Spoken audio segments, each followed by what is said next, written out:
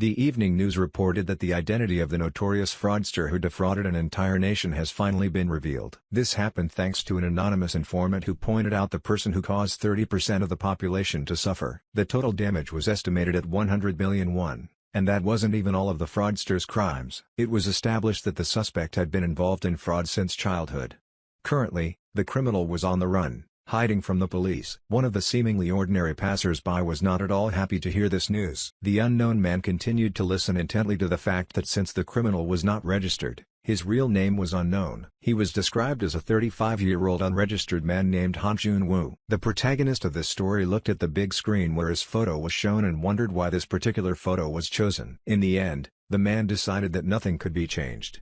He slowly walked past people with the thought that it was time for him to rest a little. This story began 30 years ago when a strange man approached the little boy and asked if he had taken one thing. The child looked intently at the stranger and timidly replied that he did not know what he was talking about. The boy, with tears in his eyes, insisted that he had not seen anything.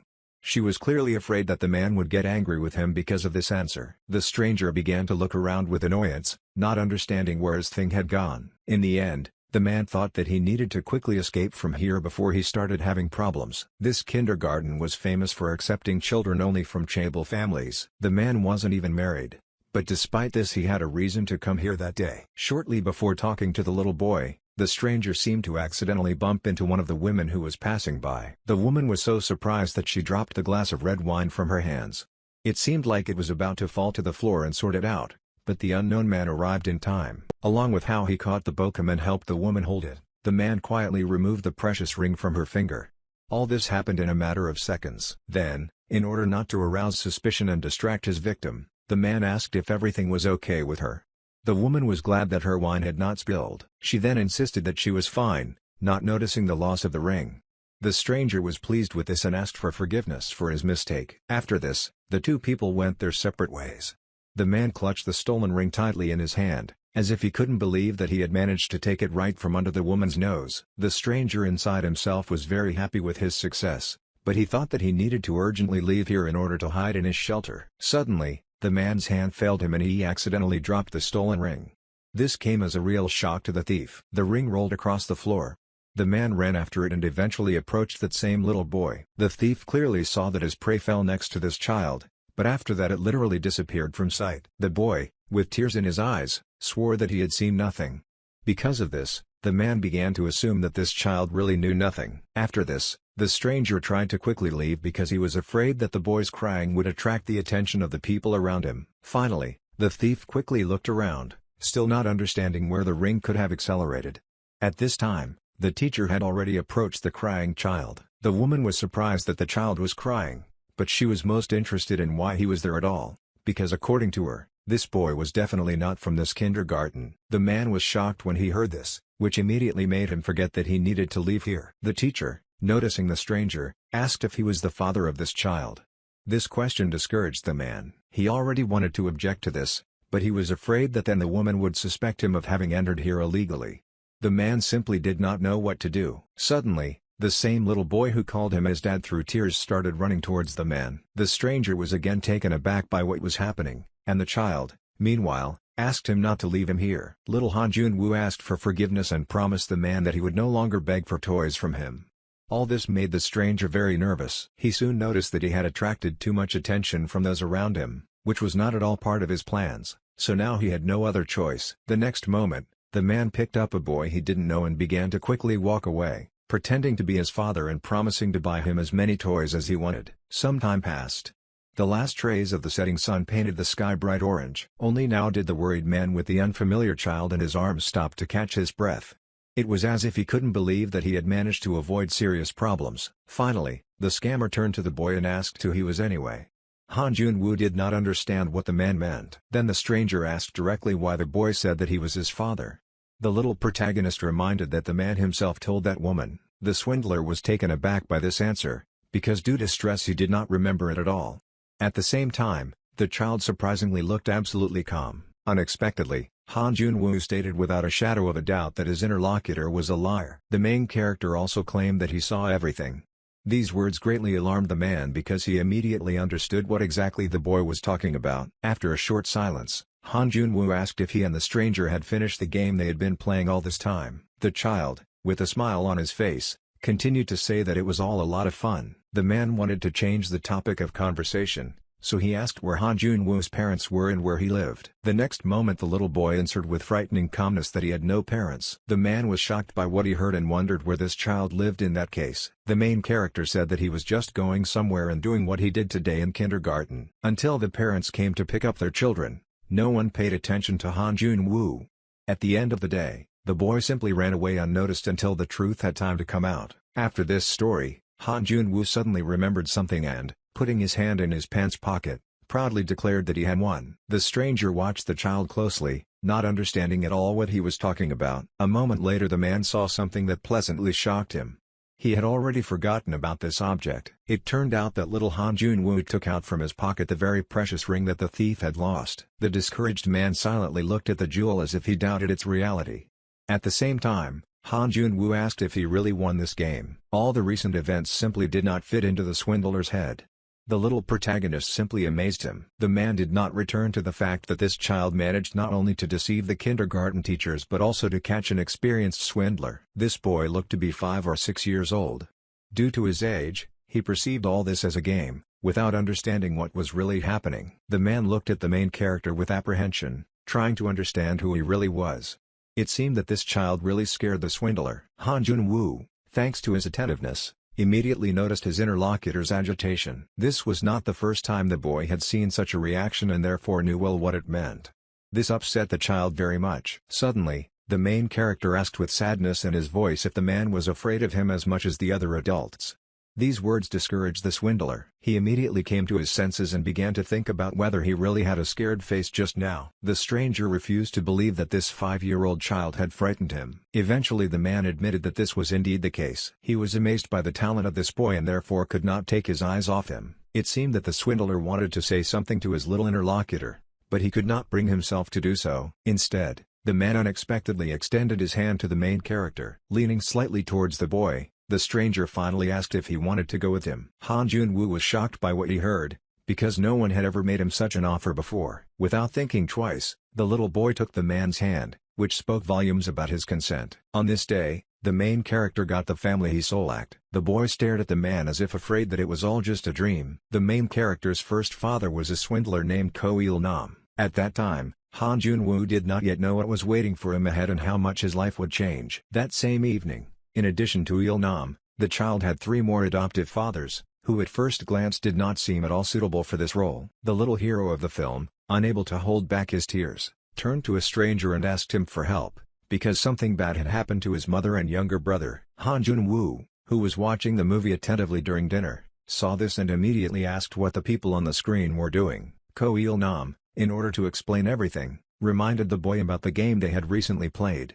According to the man, the heroes of the film also played this game. The main character understood this explanation perfectly and therefore was a little upset because what was shown on the screen was not true. One of the boy's fathers immediately noticed this, which gave him an idea. After some thought, he suddenly asked if Han Junwoo wanted to try to repeat what he saw in the movie. The child accepted this proposal with great enthusiasm and, despite Ko Il-nam's objections, began to assure him that he would be able to do everything necessary. After this, the boy began to watch the film with incredible diligence, simultaneously noting all the features in order to study his new role. Soon after, our hero was given the opportunity to practice. Late in the evening, Han Junwoo spoke to a stranger passing by in an excited voice. The discouraged man immediately forgot about his business when he saw Han Junwoo at such a late hour, who was also barefoot. The boy, with tears in his eyes, begged a passerby to help him because something bad had happened to his mother and brother. After some time, the main character handed his guardian the money and happily declared that the passerby believed him and gave it to him. The swindler was shocked by this result as if he did not believe that it was true. Along the way, Han Junwoo asked when he could play this game next time and who he would have to pretend to be. Finally coming to his senses, the man broke into a sly smile, because he saw a huge prospect in this little boy. From that very day on, the protagonist was included in all of his father's fraudulent schemes. Thanks to Han Junwoo's incredible talent, every operation was a success. He played his role perfectly, so his victims never doubted for a moment and willingly helped. Eventually, the protagonist began to plan his own tricks and create new roles for himself. He really enjoyed watching how everyone believed his lies. It was as if the whole world was in his hands. At some point, the guy became not just a family member, but a full-fledged member of a group of scammers. Of course, all this could not continue for long. One day, the carefree life came to an end. Han Jun-woo was very unhappy that one of his guardians had gotten involved with a suspicious person despite all objections. The man made excuses and said that he couldn't just refuse 100 billion. But he didn't expect that everything would go so far. Another excited swindler asked the main character if there really was no other way out. He insisted that the guy was smart and would definitely be able to come up with something. Despite this, Han Jun-woo replied that there was nothing that could be done and that they should just stay. This was the end of their career as scammers. Of course, the boys' adoptive fathers did not agree with this. They did not want to go to prison at all. The scammers were very emotional and begged their son to save them, but the main character did not know how to do it. Because of this, Han Jun-woo was very angry. Seeing this, someone put their hand on his shoulder and calmly asked him not to worry too much. Ko Il-nam, with a smile on his face, assumed that perhaps it was indeed time for them to receive the punishment they deserved. Although the man appeared calm, his trembling hands said otherwise. Han Jun-woo saw this and already assumed the worst. She was very afraid of being caught. At some point, the main character came to terms with his situation. He realized that it would be better for him because he was already tired of the fraud anyway. Han Jun-woo started this journey without any idea of what it really was, and that's why he ended up in prison. Over time, the only thing that filled the boy was regret. This useless emotion haunted the main character from the very first day of his stay in prison. The guy was very tired of all this and therefore completely lost interest in life. In moments of loneliness, all he could think about was that his adoptive fathers were blinded by greed, and because of this, their lives were constantly spent on the run. However, now that everything had come to an end, Han Jun-woo was finally able to relax and submit to the circumstances. The protagonist slowly closed his eyes, thus resigning himself to his situation and leaving regrets behind. After a while, Han Jun-woo suddenly opened his eyes when he heard a familiar voice loudly calling out to him. One of his fathers seemed to be worried about something and tried to get the boy's attention. Looking ahead, Han Jun-woo saw a man lying on the floor, who was being immobilized by someone. The main character was discouraged by the fact that he did not understand where he was and what was happening here. A moment later it became clear that everything was fine. Ko Il-nam would hold a chicken leg in his hand and happily declare that he could do it again. Han Jun-woo was very surprised to see his father, because just a moment ago he was all alone in his cold prison cell. The guy couldn't believe that it was really his father, who for some reason looked much younger. Ko Il-nam asked his son to eat faster because very soon he would have to go to high school. Han Jun-woo was shocked by what he heard and had no idea what high school the man was talking about. One day, the scammers gathered to discuss their new plan involving the principal of Songwoo High School. According to the plan, they first had to dress up as gangsters and wait for Han Jun-woo to play his role. During this discussion, the protagonist was completely indifferent and did not even look at the board. It seemed that the guy was not thrilled with this plan, but still did not want to oppose it. One of the scammers noticed this and therefore asked with displeasure if the guy had listened to him. This made Han Jun-woo break away from his thoughts and remember the case related to Songwoo Middle School that they had carried out 20 years ago. Suddenly the main character started saying that he would play the role of the son of a contract partner and would go to this school. This was supposed to improve the trust between him and the director. One day, the main character will need to go with the director to the Incheon Hotel. Then the guy will have to persuade him to sign a pre-prepared fake contract. After that, they will go to the place where the VIPs were gathering. At the place, Chang Sun-won and Park Hyung-chik will already be waiting for them, dressed as gangsters. After this, the director will probably want to cancel the contract because he will be afraid that rumors will spread about his connection with gangsters. According to the plan, this will help the scammers demand money from the man as a fee for terminating the contract. Everyone present was amazed that the main character knew all the details of the plan so well, although some of them had not even been discussed yet. After that, Han Jun-woo began to leave, thinking that there was nothing more for him to do here. The scammers continued their discussion, but now the main topic of conversation was their son's talent. Jang Sung-won claimed that the moment the protagonist saw an opportunity, he would pounce on it like a beast. These words gave Jang Chun-hwan some thoughts. The scammers spent some time thinking about their own ideas before returning to discussing the main plan. Han Jun-woo listened carefully to all of this in order to get an answer to the question that had been troubling him greatly in recent days. Soon the guy closed the door behind him and retired to the bathroom. Han Jun-woo wanted to wash up and come to his senses, because he finally accepted the fact that everything that was happening now they had already done in the past. For the past few days, the guy had been constantly thinking about what had happened and was now absolutely certain that he had somehow returned to the past. He lived 35 years of his life and suddenly returned back to the moment when he was a high school student. This incredible event became a reality for him. Since Han Jun-woo managed to go back, he no longer wanted to live his life the same way. However, the main character still had one problem that would become a big obstacle for him on the path to a happy life. Suddenly, Jang Chun-hwan entered the bathroom and spoke to Han Jun-woo, interrupting his thoughts. The scammer handed his adopted son a stack of papers and said it was work that was scheduled for the following week. After quickly studying the documents, the guy assumed that this time he would have a rather important role. The man confirmed this and hoped that his son had coped with it. The scammer insisted that it was a very important assignment, but Han Jun-woo was not at all emotional about it. Suddenly, the main character said that, in addition to everything else, this was also a very dangerous mission. These words discouraged Jang Chun-hwan. A moment later, the man became angry and reminded his son that everything they were doing was dangerous. Han Jun-woo wasn't surprised at all when he saw this reaction, because he didn't expect anything else from Jang Chun-hwan, who was always ready to run away if something didn't go according to plan. The main character also drew attention to the fact that in case of unforeseen circumstances, the scammers would escape on a ship, but there was no longer room for him. Jang Chun-hwan turned to the guy again and asked if he was scared of his new role. Han Jun-woo briefly replied that everything was fine. For now, he didn't feel like disobeying the orders at all. The swindler then reminded his adopted son that this time he only wanted to go to school because the principal was involved in the matter. Therefore, the protagonist should not have recklessly shown his face outside and certainly should not have made friends. Finally, the man insisted that Han Jun-woo remember well that they were the only ones who would accept him. The guy humbly tried all this, remembering along the way that in his past life he had brought countless operations to perfection. Nothing that was personally led by him failed, and if there was a mistake on his part, it was only in submitting to the will of his fathers. Now Han Jun-woo realized that the scammers had brainwashed him to achieve their goals. The scoundrel saw him as just a tool for making money, and it was probably for this reason that they did not want him to be exposed. The boy believed that his adoptive fathers were afraid that he might change his mind and run away from them in this job. However, there was one person who genuinely cared about the main character and he always insisted that he should not go down the same path as them. To this, Han Jun-woo, who had not yet experienced all the hardships of such a life,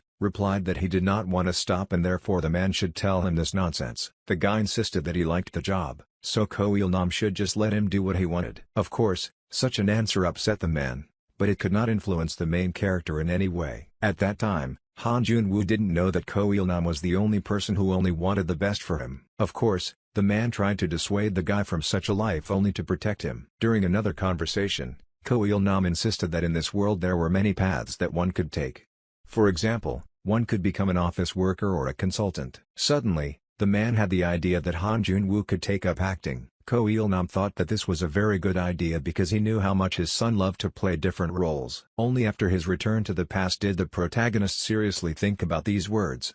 Now they did not seem like empty chatter to him. Unexpectedly, Ko Il-nam approached Han Jun-woo because he saw how depressed he was. The man with a smile on his face suggested to his son that they go to some establishment to unwind. Soon our heroes were already sitting at the table. Ko Il-nam was surprised that his son chose to order stewed anchovies. The man assumed that Han Jun-woo had finally come to appreciate the taste of this dish, although he had recently simply hated it. The main character did not react to these words in any way and remained just as depressed. Noticing this, Ko Il-nam immediately assumed that the guy clearly wanted to tell him something but couldn't bring himself to do it. Han Jun-woo was clearly surprised that the man had figured it all out without even saying a word, but it gave him determination. Finally, the protagonist addressed Ko Il-nam with a serious voice, which completely attracted his attention. The next moment, Han Jun-woo directly stated that he was going to die soon. The day started with a lot of commotion. The teacher was desperately trying to get discipline from his students. He needed to make sure everyone was there. Suddenly the man noticed the student, who was not in a hurry even though today was the first day of the retreat. This student was Han Jun-woo. The teacher insisted that he hurry up and not delay the others. The main character was not at all enthusiastic about everything that was happening, but he did not even think of resisting his teacher. The man insisted that the children would have to listen carefully to the instructor upon arrival. At the same time, someone sent Han Jun-woo a message. It turned out that it was a message from Ko Il-nam, who wished his son a pleasant trip. These words raised the boy's spirits because they were a manifestation of care and attention. After this, all the students quickly got on the bus as it was time for them to leave. After some time, the children and their teachers arrived at the appointed place, but the weather that evening greeted them with pouring rain. Everyone quickly went to their rooms, since there were no other things planned for today. One of the instruments, left alone, finally sighed with relief, because the children always brought him nothing but trouble. However, On this joyless evening there was something that could lift the man's spirits. These things were carefully stored in an inconspicuous box. The discussion was about various alcohol and cigarettes, which were intended to bring short-term pleasure and relaxation. The instructor was already looking forward to having a drink with several of his familiar teachers today. The next moment, the door to the room suddenly swung open from a strong kick. From that moment on, the instructor could forget about his plans. The confused man turned his head to the side in confusion and looked at the one who entered the room. It was Han Jun-woo, who was very angry about something. The instructor was also angry and loudly asked why the guy was barging in like that. The main character, seeing the man, immediately asked who he was. The instructor became even more angry because the guy treated him without respect. Han Jun-woo didn't pay attention to this and used foul language to say that he would sleep in this room because he didn't like sharing the space with other children. What he heard made the man even more angry.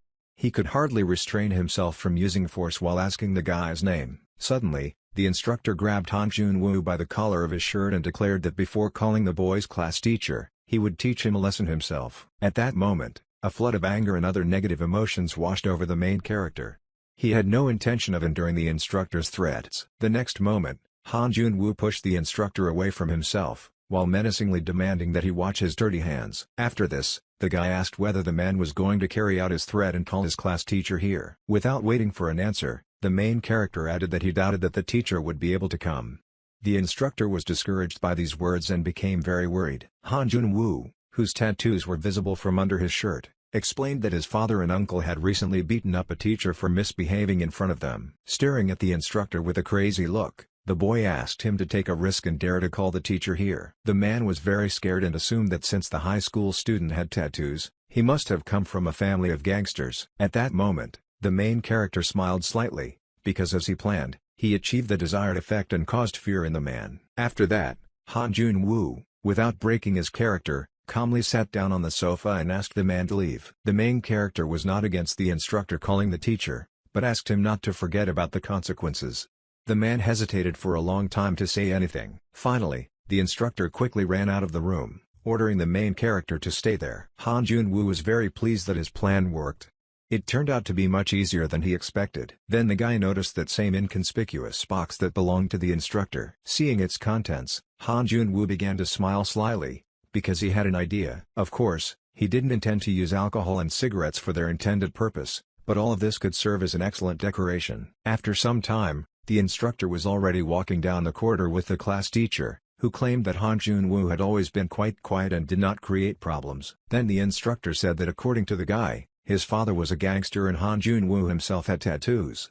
The teacher replied that if this were true, he would have seen these tattoos in the gym. However, the man still decided to check the staff room just in case, and so he soon burst into the room and loudly called out to the main character. Surprisingly, there was no one in the room. The instructor did not understand where the guy went. Unexpectedly, the teacher smelled alcohol in the room and immediately asked if the instructor had been drinking here. The man immediately began to claim that this was not so, but the teacher had a different opinion. The teacher then pointed to a table on which stood a bottle and aluminum cans of alcohol. Besides everything else, there was also an open pack of cigarettes lying there. All this did not play into the instructor's hands. However, the man continues to desperately prove that it was not his doing. For some reason, the teacher did not doubt this at all. After this, the man looked thoughtfully out the window, behind which it was pouring rain. After a long silence, the teacher suggested that they first focus on finding Han Jun-woo. At the same time, the main character stood on the street and also thoughtfully looked at the building where the schoolchildren who had come for the retreat were accommodated. Despite the pouring rain, Han Jun-woo walked quite far from the building without worrying about the weather at all. The main character went further and further in order to finish what he started without unnecessary witnesses. At the very edge of a high cliff, the performance prepared by the guy was coming to an end. It was the final part and he thought he would feel complete relief. However, even if it was all a lie, the approaching end gave Han Jun-woo a strange feeling. Until today, he believed that he lived in a movie, but looking back, he realized that he was just a fraud and a criminal deceiving other people. He didn't want to repeat his past life, so today he was determined to end his 35 years of life. Standing in the rain and breathing in the cold sea air, the main character thought that today was the perfect day for his death. Suddenly the guy heard a loud voice behind him, which claimed that he had found the fugitive. The class teacher and instructor didn't understand what was going on and so they asked what Han Jun-woo was doing there. The main character looked at the adults with an indifferent gaze, making it clear that he would not explain anything to them. The men realized that something was wrong, so they quickly rushed to the guy, asking him to move away from the edge of the cliff. At the same time, Han Jun-woo thought that it was time for him to end everything. The main character slowly turned his back to the sea and prepared to carry out his plan. The adults desperately tried to get to the boy as quickly as possible, but it was already too late. The next moment, Han Jun-woo jumped down, thereby dooming himself to inevitable death. In the last seconds of his life, he said goodbye to his adoptive fathers and to his past, in which he lived like a mad beast. The morning began with unpleasant news. The man was very pleased that his workers had run away again. Despite the fact that he had doubled their salary, the subordinate reminded that there were only 5 hours left before the performance and therefore something had to be done urgently. The man replied that the first thing to do was to return the money for the tickets. Unexpectedly, a subordinate suggested that the general director file a claim for compensation, but he believed that it was useless since the actors who performed in the small theater definitely did not have money. Finally, the man once again asked that his subordinate individually address each customer and briefly explain the whole situation. After that, he became immersed in his thoughts about how trust was very important in business, but lately it had only caused problems. Ju Man-sik was a member of the National Assembly just 5 years ago. At the relatively young age of 45, he was recognized and successful, but perhaps this was his downfall. There were many people around him who tried to gain profit at his expense, and even those he trusted eventually stabbed him in the back. While Yo Man-sik was busy with the power struggle that happened almost every day, he finally came to his senses. In the end, all that the man was left with were fake scandals and feelings of isolation from the fact that everyone had turned away from him. Ju Man-sik had no choice but to leave the dirty political arena. However, the man managed to recover and direct his time and energy to other activities. His first business was the construction of a small theater. 5 years have already passed, but not everything was simple with this place. At first things went well. Although it was a small theater in a rural area, it attracted a lot of attention. Since the theater was modest, instead of recruiting famous actors, a strategy was devised to attract unknown newcomers who had not yet acquired fame. This worked very well. Yo Man-sik was well aware that the first thing that attracted the audience's attention was the famous names of the actors. However, the quality of the acting was not influenced by the success of the actors.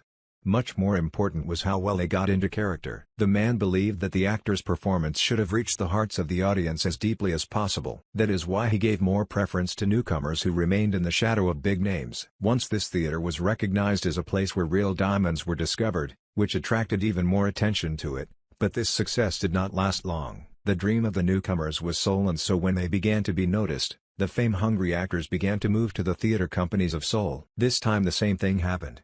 This was already the third such incident. Yo Man-sik walked nervously through the corridors of his theater, not understanding whether the problem was in him or in this world. Suddenly the man was attracted by a sound coming from the audience. It was strange because no shows were scheduled for that time. The director immediately headed towards the hall, assuming that he might have left the projector on when he went out to talk to the assistant director. Ju Man-sik started to go inside when suddenly he had a thought. Surprisingly, there was only one spectator sitting in the empty hall, staring intently at the big screen. The director of the KPK assumed that this guy was here again. Lately, he often hung around here and at the same time looked like a high school student. For some reason, this young man was wearing a work uniform that was completely inappropriate for his age. However, after watching, the guy always left a few bells as payment for the viewing. In this modest little theater, this mysterious young man was almost the only regular spectator. Finally, Ju Man-sik decided to approach the guy and ask his name. The young man slowly turned his head towards the man and briefly replied that he had no name. The theater director was taken aback by this answer and thought that the guy simply did not want to answer the question, because even the neighbor's mongrel had a name. The man then asked how old the stranger was, because he looked like a high school student. The main character replied that he was 17 years old but did not go to school. The guy also asked for forgiveness for entering the auditorium, because he thought that since they didn't tell him anything, he could watch the performance. After that, the main character headed towards the exit. Ju Man-sik did not understand what was happening because he did not even intend to scold and drive the guy away. Suddenly, Han Jun-woo stopped and remembered that he had forgotten to do something important. Without hesitation, the main character silently handed the director several bills.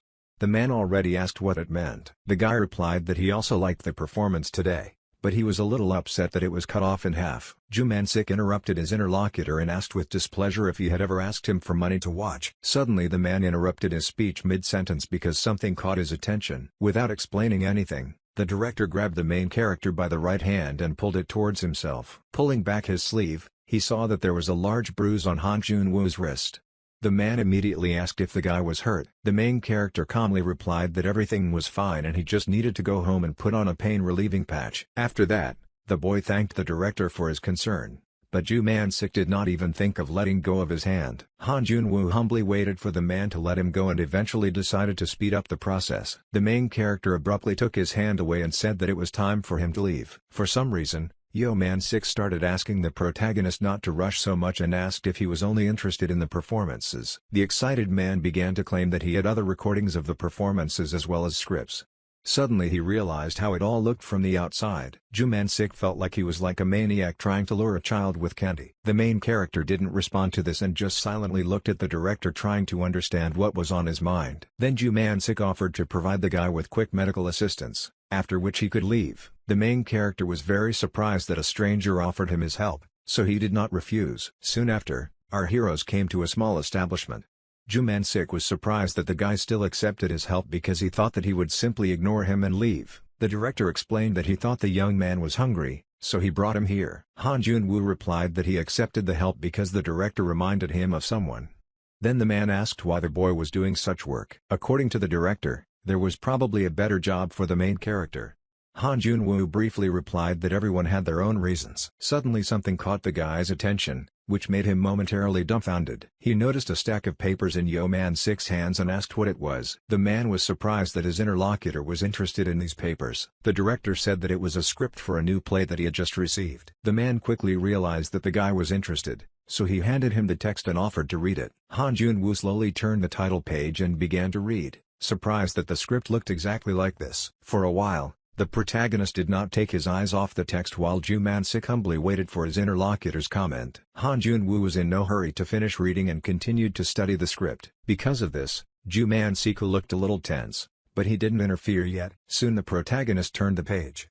It seemed he intended to read the entire script right then and there. The theater director was clearly beginning to worry about some thoughts that he could no longer cope with. Suddenly the man jumped up from his seat and snatched the script from the main character's hands, thinking that was enough. Yo Man-sik explained that this play had not been staged yet, so he could not show the guy the entire script. After this, the man began to think that he had nothing to worry about, because a village boy would probably not be able to understand anything. The director showed the script to the guy without any ulterior motive, but he read it so carefully that he decided to take it away. Yo Man-sik already regretted it and thought that he had acted too carelessly. Meanwhile, Han Jun-woo thanked the man for letting him read the script. After this, the man decided to ask the opinion of the main character and asked if the performance would be good if he followed this script. The guy briefly replied that he couldn't have known that. Yo Man-sik was a little unhappy with this answer and insisted that a lot of effort had been put into this script. Han Jun-woo didn't respond to this, which led the man to assume that he wasn't very interested in romance. The guy immediately began to deny this and explained that in his opinion this script was not very suitable for the director's theater. Yo Man-sik didn't understand what it meant, so the main character pointed him to the second line on the first page of the script. The man quickly found the right place in order to understand what was wrong. At that moment, Han Jun-woo began to retell the text written on this page word for word from memory. Yo Man-sik was shocked and couldn't believe that this inconspicuous guy remembered all the lines and the scene location from the script he just saw. The main character continued to retell the text word for word without looking up from his food. The man did not understand how this was possible, because the guy read the script for literally a minute. Han Jun-woo literally retells the text without looking up from his food. The man did not understand how this was possible, because the guy read this script for literally a minute. Soon, there was absolute silence. For a while, Ju Man-sik could not come to his senses after what had happened. Finally, the director asked why, in the main character's opinion, this script was not suitable for his theater. Han Jun-woo drew the man's attention to the part of the script where the main characters meet on stage at a designated place and deliver their lines. The guy explained that if 3 characters were to walk and talk, they would walk about 20 steps in 30 seconds. But the main stage of the theater was only 13 steps wide. In addition, the actors will hold umbrellas in their hands and even in bright light will be in the shadows. The same applies to the main character, who will appear later, which will ruin the dramatic moment. Next, Han Jun-woo advised that in order to fix this part, it was necessary to move the scene to a bus stop.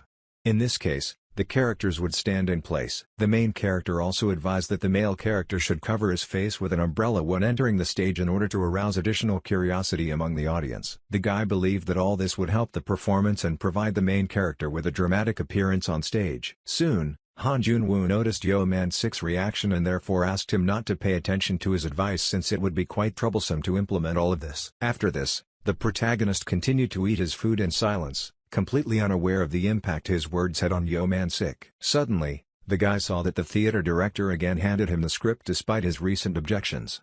Han Jun-woo was very surprised by this. Yo Man-sik asked the guy to read the text in full because he was interested in hearing his opinion about other parts of the script. Han Jun-woo took the script into his hands without objection, while closely observing the director's reaction. After this, the guy began to carefully study the text and think about how this production could be improved. Meanwhile, Ju Man-sik patiently waited for the work to be completed and for the verdict to be given by his new acquaintance. Soon the main character began to say things that, without exaggeration, amazed the man. Han Jun-woo told the director about the stage design, the actors' movements, and the audience's perspective. The guy even touched on the topic of increasing and decreasing the lighting on stage in order to create the desired impression on the audience. Han Jun-woo also calculated the breathing time between the actors' lines down to the second. Even experienced professionals could not always analyze these moments consistently. Just one comment from this guy was enough to synchronize every element of the script and improve the production. Soon, Han Jun-woo had said everything he wanted and so he handed over the script to the discouraged director. After all this,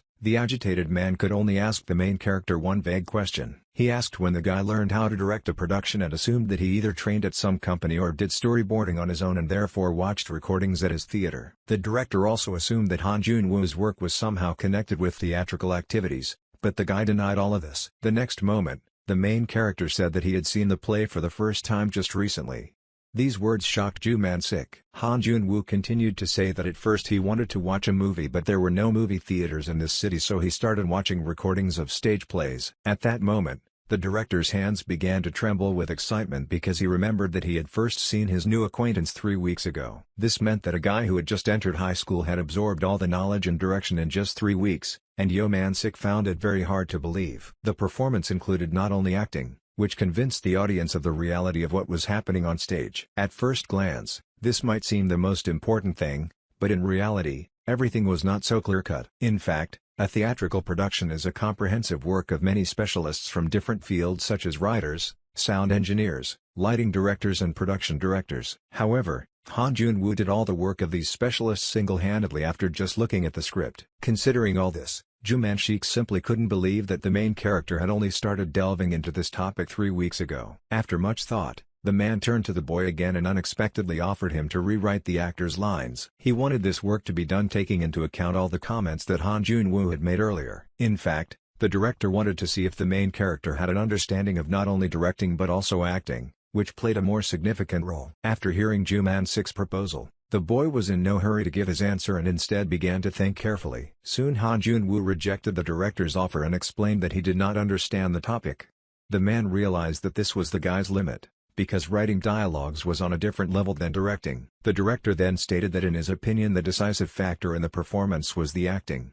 The main character immediately expressed his disagreement. The guy explained that in this case it was necessary to look at the lifestyle of the actor himself, because things like habits or tense facial muscles did not disappear with acting. According to the guy, without this knowledge it was impossible to manage actors, because each of them had their own timbre and tone, even in the same syllables. Ju Man-sik was surprised by what he heard, but he did not understand how it was possible to take all these points into account, because the director was not a robot. A moment later, the man admitted to himself that he had only denied Han Jun-woo's words because he had a hard time accepting them. Unexpectedly, the main character suggested that the director try to smile in front of the mirror. The guy explained that the man's pupils dilated when he smiled, which meant that he would be perfect for the role of a serial killer. Ju Man-sik was taken aback by what he heard, as he had not expected at all that his interlocutor would be able to give such an example to confirm his theses. Han Jun-woo noticed this reaction and stood up from the table and said that he was just joking. However, the director was already completely immersed in his thoughts and considered the main character a genius not only in directing but also in acting. Suddenly the guy interrupted his interlocutor's thoughts and asked if he was about to leave already. Having received no answer,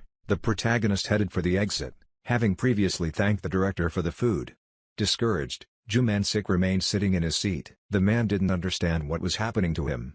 Because of Han Jun-woo's stories, he seemed to be under hypnosis.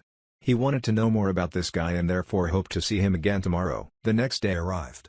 Unfortunately for Han Jun-woo, this day presented him with a new challenge.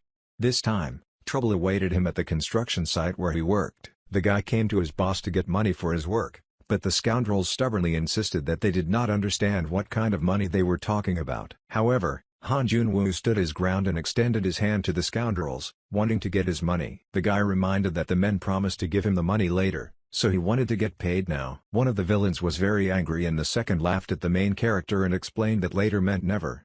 According to him, this is how this world was arranged. Hearing this, Han Jun-woo kept his cool and asked if the men would really not pay him. He immediately received a clear answer. This answer did not surprise the guy at all. He exhaled heavily and said that the scoundrels only complicated everything. This was the last chance that Han Jun-woo gave his superiors. He had already calmly asked them several times to give him the money, because he didn't want any troubles on his head. However, the scoundrels only made up excuses and claimed that times were hard now. They had no idea what kind of person they had crossed. They probably thought the main character was helpless because he was young and had no parents. However, Han Jun-woo was well aware that the scoundrels were stealing money from other workers as well. Of course, it won't be difficult for the guy to set all these workers against the management and get his by force. However, Han Jun-woo was in no hurry to take his revenge, because it was unclear where he would find another job once this one was finished. Suddenly, a loud male voice was heard in the room, addressing the scoundrels with displeasure. This immediately attracted the attention of everyone present. It turned out that Yo Man-sik was standing on the threshold with a menacing look. He was very unhappy that the men did not give the guy his money. Since early morning, Yo Man-sik sat in the auditorium of his theater and thought about why Han Jun-woo never came. It all looked very strange, because usually at such a time the main character was already here. Suddenly, someone turned to the director. Without listening to anything, the man asked his subordinate where the 17-year-old boy could have been at that time. He replied that he was currently studying at school. Yo Man-sik clarified that this guy did not want to go to school but worked at a construction site. Then the subordinate advised to look for him there. Yo Man-sik didn't immediately understand what his subordinate was talking about, so he repeated that the guy the director was looking for was most likely at the construction site now. Hearing this, the man suddenly jumped up and ran out of the auditorium, not thinking at all about the fact that he had an appointment that his subordinate had come to warn him about. Yo Man-sik ran down the street as fast as he could, wondering why he himself hadn't thought of the fact that Han Jun-woo could be at a construction site right now. Only after some time did the man finally stop to catch his breath. He stood at the entrance to the construction site and really hoped that this was exactly the place he needed. Suddenly he heard voices coming from the trailer of the head of this construction site. Yo Man-sik opened the door a little and began to carefully observe what was happening inside. As soon as the director realized what was happening here, he burst inside and asked with displeasure whether the scoundrels really didn't want to give the main character his money. Everyone was very surprised by the sudden appearance of Yo Man-sik, but the villains began to insist that outsiders were not allowed to enter here. Despite this, the man did not even think of calming down. He was beside himself with rage because he could not believe that these bosses were stealing money from a child earned through hard work. Yo Man-sik also threatened to report everything to the Ministry of Labor. At this time, Han Jun-woo calmly watched everything that was happening and did not interfere. After this, the theater director turned to the main character and asked why he stood rooted to the spot. The man quickly grabbed the guy by the hand and began to lead him away from here, considering that there was no point in wasting time on these scoundrels. After some time, Yo Man-sik brought Han Jun-woo to his theater. Despite this, the director was still very angry and did not remember those bosses in the best words. At the same time, Han Jun-woo remained just as calm and silent. Suddenly, the main character asked why the theater director was so angry about all this. Yo Man-sik replied that his reaction was due to the bad deed that the scoundrel had committed. Because of this, the man was even ready to report it to the police. Then the guy asked why the director needed this. In response to this, Yo Man-sik said that the main character should have simply thanked him for his help instead of asking questions. After that, the man fell silent for a while staring intently at Han Jun-woo. The theater director was discouraged by the fact that a 17-year-old boy who should have been going to school was for some reason working at a construction site. In addition, he did not forget about the wound that was on the guy's hand. All this seemed wrong to Yo Man-sik. Unexpectedly, the man directly stated that the main character should quit working at the construction site and move to his theater. Immediately after this, the director realized that he had been hasty with his proposal. He immediately began to remember how much money he had spent last month on maintaining his business. At some point, Han Jun-woo approached the director and asked a short, ambiguous question in response to his proposal. Yo Man-sik took everything literally, so he started to answer that if he worked in his theater, he would be able to watch the performances, which was great. It soon turned out that the main character was asking about something completely different. He was interested in why Yo Man-sik was helping him. The man will answer that he did not help the guy at all, because due to a coincidence, the employee who had a part-time job quit, so the director was looking for a replacement for him. Hearing this, Han Jun-woo directly asked the man if he had a lot of money.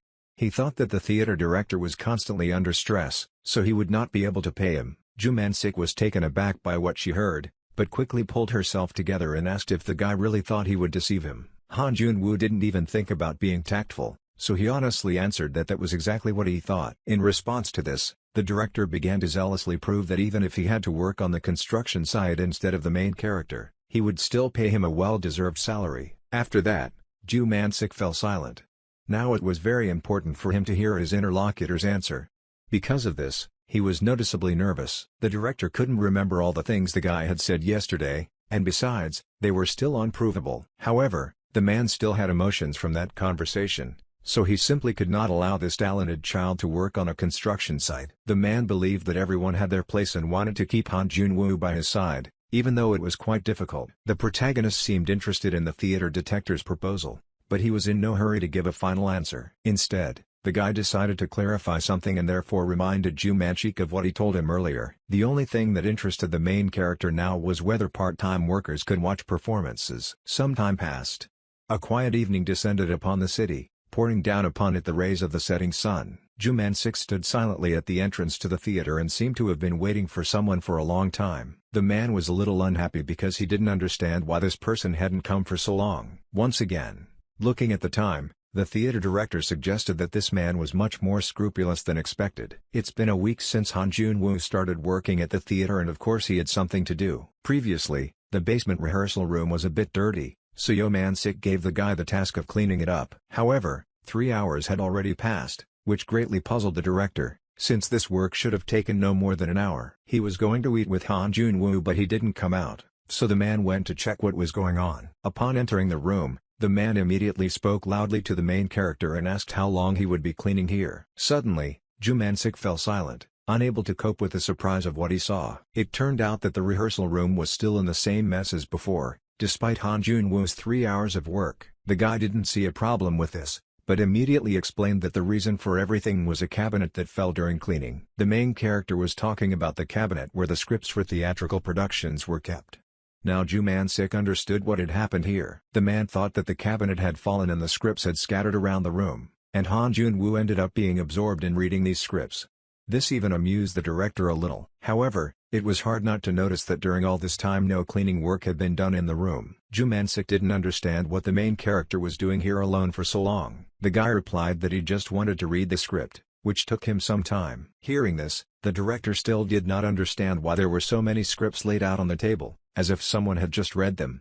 He even suspected that there was someone else here. After this, the man turned his attention to the script that the main character was holding in his hands right now. Ju Man-sik was surprised because it was a script for a Russian production called The Seagull. He didn't understand why the guy chose this particular script, because there were many scripts for Korean plays here. To this, Han Jun-woo calmly replied that he had already read them. The man did not immediately understand what the main character meant, so he pointed his finger at the closet. The theater director was shocked when he heard that. According to the guy, he had already read everything that was on the shelves. Yo Man-sik simply couldn't believe it because there were quite a few scripts in the closet that seemed simply impossible to read in just 3 hours. Yo Man-sik couldn't believe that the main character had read all the scripts that were on the shelves. It seemed simply impossible to read them in just 3 hours. Now the director understood why Han Jun-woo had read the script for the Russian production before his arrival. The man was surprised that the guy knew Russian, the language in which the script was written. Surprisingly, Han Jun-woo denied that he knew this language, but he had his own logical explanation. The main character pointed to the shelf on which stood a Russian-Korean dictionary. Ju Man-sik would be confused because this dictionary was only suitable for searching for specific words. The guy explained that he looked at a few words and was able to more or less understand the essence of the text. These words shocked Yo Man-sik, who found all of this simply unbelievable. The man couldn't believe that the main character had made all this mess in the room after picking up just a few words from a foreign language. After this, the theater director again looked thoughtfully at the script that the guy was now holding in his hands. He was familiar with this book, having studied it countless times in the past. The man remembered the plot of this production well, and even what scenes it contained and in what order they were performed. The scene Han Jun-woo stopped at was before the hero's monologue. In it, he was furiously turning everything upside down in his room. Looking around, the man immediately realized that the arrangement of objects in the rehearsal room was not random. It was not just a mess. All this indicated that the main character accurately captured the character's emotions. Ju Man-sik was very surprised that the guy didn't even know the basic terms yet but was already studying a classical production that he could hardly understand. Suddenly the man turned to his employee and asked what he wanted to become in the future. Hearing no response, the director asked with displeasure why Han Jun-woo was always silent when someone like him was around. The main character was still a man of few words, so Yo Man-sik began to assume that he wanted to become a director. Finally the guy answered surprisingly his dream was to simply live as he does now. This answer really surprised the director. Ju Man-sik accepted this answer, but he did not understand why Han Jun-woo was doing all this. The guy explained that he had only recreated the scenery before the scene began. These words immediately gave the director an idea. The man quietly asked if the main character was going to act out a scene from the script he had just read. In response, Han Jun-woo remained silent as always, as if he was embarrassed by his occupation. However, Ju Man-sik understood everything without words. Now the man understood that the main character was interested not only in the director of the production, but also in acting skills. The man then suggested that perhaps this was why the boy was so carried away by the stage. Yo Man-sik thought that his interlocutor was more suited to directing than acting. He also asked if it was worth bothering so much just for one scene. Han Jun-woo replied that he had not arranged all these things in this way by accident. According to the main character, everything in this reptile room was now in its place. The theater director believed that these were just excuses, since great actors could play out the necessary emotions in any conditions. Han Jun-woo immediately began to argue that in the case of the theater, everything was different and that was why the stage existed. The man was surprised by what he heard and did not understand what this had to do with acting. The guy explained that in his opinion, every part of the scene had to work in harmony, whether it was the actors or the props. The director immediately asked if harmony was really more important than acting skills. Han Jun-woo replied that harmony was only part of the whole picture, but he wanted everything to be perfect. Ju Man-sik thought about hearing this, but he didn't seem to fully understand what the main character meant. The guy noticed that his words greatly puzzled the theater director and therefore decided to help him. Unexpectedly, Han Jun-woo declared that he would show the man everything he had in mind. After this, the main character approached the table and, having entered into character, loudly hit it with his hand. At that very moment, as if by magic, an oppressive atmosphere reigned in the room, which indicated that this would not be a cheerful scene at all. Seeing this, Ju Man-sik immediately froze in place and began to closely watch what was happening. Han Jun-woo, as the main character of the play, began his show to clearly show what he meant. The theater director understood from the very first second which scene from the production the guy wanted to demonstrate. The main character managed to masterfully portray the face of a man who had nowhere else to go and nothing to lose. The man immediately admitted that his subordinate was not chatting in vain, because in the midst of all these props he really became a completely different person. However, he didn't understand how the guy managed to do it. Han Jun-woo had bloodshot eyes, colored red due to burst blood vessels. This physical reaction was impossible to elicit through acting alone. Ju Man-sik was amazed and did not understand whether it was really possible to reach such a level of immersion in such a short time. Suddenly, the main character, still in his character, loudly hit the table with his hands and asked in despair what the point of all this was. Now, Han Jun-woo's entire body was shaking from exhaustion, as if he was truly worried about his unfortunate fate. It didn't end there. The main character acted according to the script and was ready to demonstrate something impressive. In keeping with his role, the boy made one cautious move that had huge consequences. As if by accident, he stepped on a wristwatch lying on the floor. This immediately caused a loud crackling sound to spread throughout the room. At the same time, Han Jun-woo began to lose his balance and seemed about to fall to the floor. Ju Man-sik was really scared for the guy. He considered that the performance was over because the scattered things prevented the main character from finishing the scene. The next moment the man realized what was really happening and therefore no longer rushed to help the guy. Han Jun-woo managed to grab the table with his hand at the very last moment and thus prevent himself from falling. It took the guy some time to come to his senses after what happened, but he didn't even think about breaking his character. The main character's body was still shaking and a feeling of despair filled him. Everything was going according to the script. Finally, Han Jun-woo sat down on a chair and held his head as if accepting his hopeless situation. Ju Man-sik was amazed by everything he saw and now understood what had just really happened. The man was sure that the unintentional loss of balance was not the guy's fault. Even when he fell, he grabbed the table quite naturally. The broken props around, the guy's pose and the angle of his haggard body came together perfectly. Even the blank expression on his face showed that the main character didn't have the strength to even get back on his feet. Realizing all this, Ju Man-sik admitted that the guy was absolutely right and all the details were in harmony with each other. After this, Han Jun-woo announced that he had finished showing the scene and was now ready to dry the director's comments. Suddenly, Yo Man-sik began to claim that all of this was wrong. The next moment, the man confidently declared that Han Jun-woo needed to go on stage. It's been 2 years since the main character broke off contact with his fathers.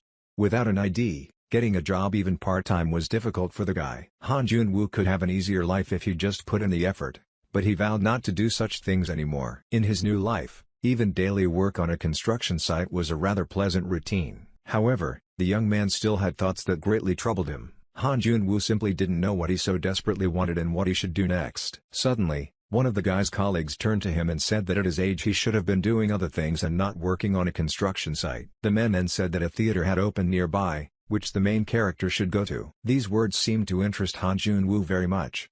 A gleam that had long since faded appeared in his eyes. The guy seriously thought about visiting this theater, although he didn't fully understand what was going on there. One day he finally managed to find time and get into the auditorium of a small theater. At that very time, a rehearsal of the play was underway. The actors were on stage and completely devoted to their work. When the main character saw this, he was a little disappointed because it turned out that it was a performance and not the film that he expected to see here. Suddenly, the guy's attention was drawn to a man who was sitting alone in the empty auditorium. It was Yo Man-sik, who was closely watching the actor's work and was breathing heavily as if he was very disappointed. Han Jun-woo was completely indifferent to this and did not dwell on what was happening. At that moment, the only thing that mattered to the guy was that he was deeply disappointed that he wouldn't be able to see the movie. However, that day the main character felt so amazing for the first time. The energy of an actor on stage rather than in front of a camera seemed to him to be a different kind of charm, different from that of cinema. For a moment, Han Jun-woo even had the desire to go on stage.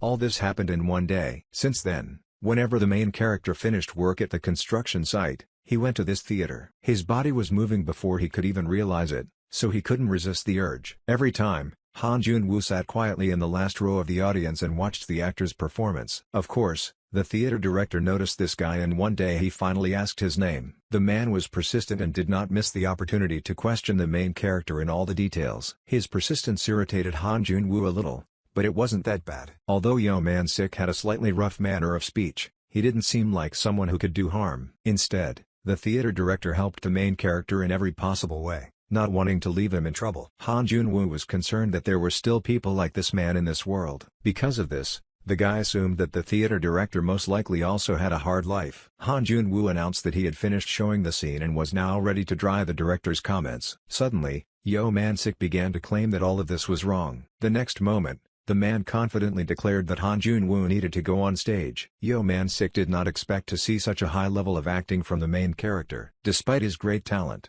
Han Jun-woo was only 17 years old. In addition, the theater director saw some limitations in the guy that did not allow him to express himself to the fullest. The man admitted that the guy was very smart, but that and acting were two different things. At that moment, Yo Man-sik once again remembered how Han Jun-woo played his role in front of him. At that moment, the theater director realized that his limited thinking prevented him from taking Han Jun-woo seriously. He realized that all those abilities that the guy demonstrated and that amazed him were simply preparation for action. Having received no response, Yo Man-sik again asked for the protagonist to go on the real stage and show his talent to the audience. Han Jun-woo replied with an indifferent expression that he had no intention of doing so. The theater director immediately began to prove that the guy did not realize how wonderful his talent was. He assured that if Han Jun-woo trusted him, he would reach great heights. The main character tried to change the topic of the conversation, but the man continued to ask if the guy really didn't want to become an actor with such talent. Without looking up from his duties of cleaning the room, Han Jun-woo briefly replied that he was not looking for fame. Ju Man-sik was shocked by what he heard and immediately realized that this guy was not as simple as he seemed. Now the theater director was sure that the main character knew perfectly well about his talent. Han Jun-woo's attitude towards this matter was as if he himself understood that if he became an actor, he would inevitably become famous. However, the man was not going to back down and began to claim that he understood how difficult the guy's past was. However, according to Yo Man-sik, this should not have affected the future of the main character. The man claimed that it was also not easy for him to get to where he was now. The unexpected theater director loudly declared that he would take care of everything that happened next, so Han Jun-woo could not worry and do whatever he wanted. These words clearly had an impact on the main character. He was surprised that Ju Man-sik wanted to take responsibility for someone he had known for less than a month. In order to verify the man's intentions, Han Jun-woo asked if he was even willing to kill for him. Without a second's hesitation, Ju Man-sik confidently replied that he would kill anyone for the guy. After this, the theater director again asked if Han Jun-woo was ready to perform on stage. Some time passed. The main character stood humbly behind the scenes and seemed to be waiting for something. The guy peered into the audience through a small crack in order to understand what was happening there. Surprisingly, today all the seats in the hall were occupied by spectators who came to see the new performance. It seemed that not everyone was happy that the production had not started, so people whiled away the time as best they could. No one even suspected what awaited them at today's performance. At this time, Han Jun-woo was completely immersed in his thoughts. He thought about the words that Ju Man-sik had told him. The guy understood his feelings perfectly. However, at that moment the main character was simply pretending, because he could not have acted otherwise. Not wanting the guy's talent to go to waste, the theater director not only hired him to work where he could watch performances, but was even ready to take responsibility for him. That's why Han Jun-woo simply couldn't refuse the man when he asked him to come on stage. Bright spotlights illuminated the stage and the entire auditorium with their light. Suddenly all the lights in the auditorium went out, indicating the beginning of the performance. Finally, the curtain began to rise, which captured the attention of all the assembled spectators. Han Jun-woo appeared before the people ready to show them his acting talent. Yo Man-sik was watching everything that was happening closely. Like everyone else present, his gaze was riveted on the main character. The man was incredibly happy that the performance had begun, but he was still overcome with a feeling of pleasant excitement. Suddenly, the director's assistant approached him and asked if this was the same guy he had spoken about. Ju Man-sik confirmed this and added that this young man was simply something. The assistant had no doubt about it, but he was worried about whether Han Jun-woo could learn all the lines in just 5 days, since that was how much time was left after the main actor of the theater suddenly left. The assistant asked the director if the main character had any experience in acting in the theater. Ju Man-sik did not argue that 5 days was too short a period for an ordinary actor. The man suddenly replied that Han Jun-woo had not 5 days but only 12 hours. The assistant was taken aback by what he heard and did not immediately understand what the director meant. Then Yo Man-sik briefly explained that he gave the main character only 12 hours for the entire preparation. This shocked the assistant, who thought that the script of this play was too long for a newcomer to learn in such a short time. Meanwhile, Han Jun-woo, who plays the main character of the play, has already begun his first performance on stage. The guy turned to the main character of the play and claimed that he was still captivated by those joyful moments. Having lost his beloved, the world for him lost all its colors and sounds. From the very first lines, all the attention of the audience was riveted on Han Jun-woo. It seemed like they were seeing such a game for the first time. According to the play's main character, when he first saw his beloved, time seemed to stop for him. The guy claimed that it was the first time he had experienced such feelings. At that moment, tears appeared in his eyes. Completely immersed in his role, the actor began to remember the moment when his girlfriend held his hand and smiled tenderly. It turned out that this was the moment of their forgiveness. This amazed all the viewers, who, thanks to the unpleasant acting, began to worry about this relationship as if it were their own. The main character regretfully recalled that at that moment of separation he could not do anything. Suddenly, the actor stood up abruptly and began to claim that he and his beloved lived in completely different worlds. At that moment, the light from the spotlight was directed only at the guy. The main character, in despair, continued to say that his past was his torment because the choices he was forced to make were not understandable to the girl. Suddenly the guy started screaming loudly about how this girl was everything to him, but she still left him. The assistant director, like all the other spectators, was amazed by Han Jun-woo's acting and therefore did not take his eyes off him for a moment. Along the way, he turned to Ju Man-sik and asked with surprise where he found this guy. The theater director was very pleased because even with slightly incorrect vocalization and breathing, everyone in the audience looked only at Han Jun-woo. All the acting of the main character that he now demonstrated was not just memorization of lines. The guy literally made the life of the character he played his own, so his lines changed easily with every surge of emotion. If there was a real character on stage, he would speak exactly like that, so one could say with confidence that this was real acting. The performance continued. At some point, the main character appeared on stage. The spotlight illuminated the main characters at the moment when they met each other's eyes. At that moment, absolute silence reigned on the stage. A moment later, the hero played by Han Jun-woo finally came to his senses and turned to the girl named Ellie. He seemed to not believe that it was her. After this, according to the scenario, the girl suddenly felt sick from excitement, which is why she began to lose. The frightened protagonist immediately caught her and helped her stay on her feet. The guy, with tears in his eyes, began to beg Ellie not to leave him. At the same time, the girl claimed that she did not tell her lover the main reason for her refusal. The actress was about to say her line, but suddenly simply forgot it, which is why she began to get very worried. The girl desperately tried to remember the right words while remaining in the image of the main character of the play, but she failed. This was immediately noticed by Ju Man-sik, which made him very worried, because all this was not according to plan. New actors with little stage experience often had the problem of not being able to remember their lines. For a live performance on stage this was a big problem, so the theater director mentally begged the girl to continue speaking as if nothing had happened. Unexpectedly, the hero who played Han Jun-woo told the girl that she no longer needed to say anything. This surprised the actress very much because this line was not in the script. The main character continued to play his role and with tears of joy in his eyes claimed that he already knew all the reasons. The character was incredibly happy that he could now reunite with his beloved after a long separation. Unable to hold back any longer, the protagonist hugged Ellie tightly and kissed her. At that moment the spotlights went out and the curtains began to descend.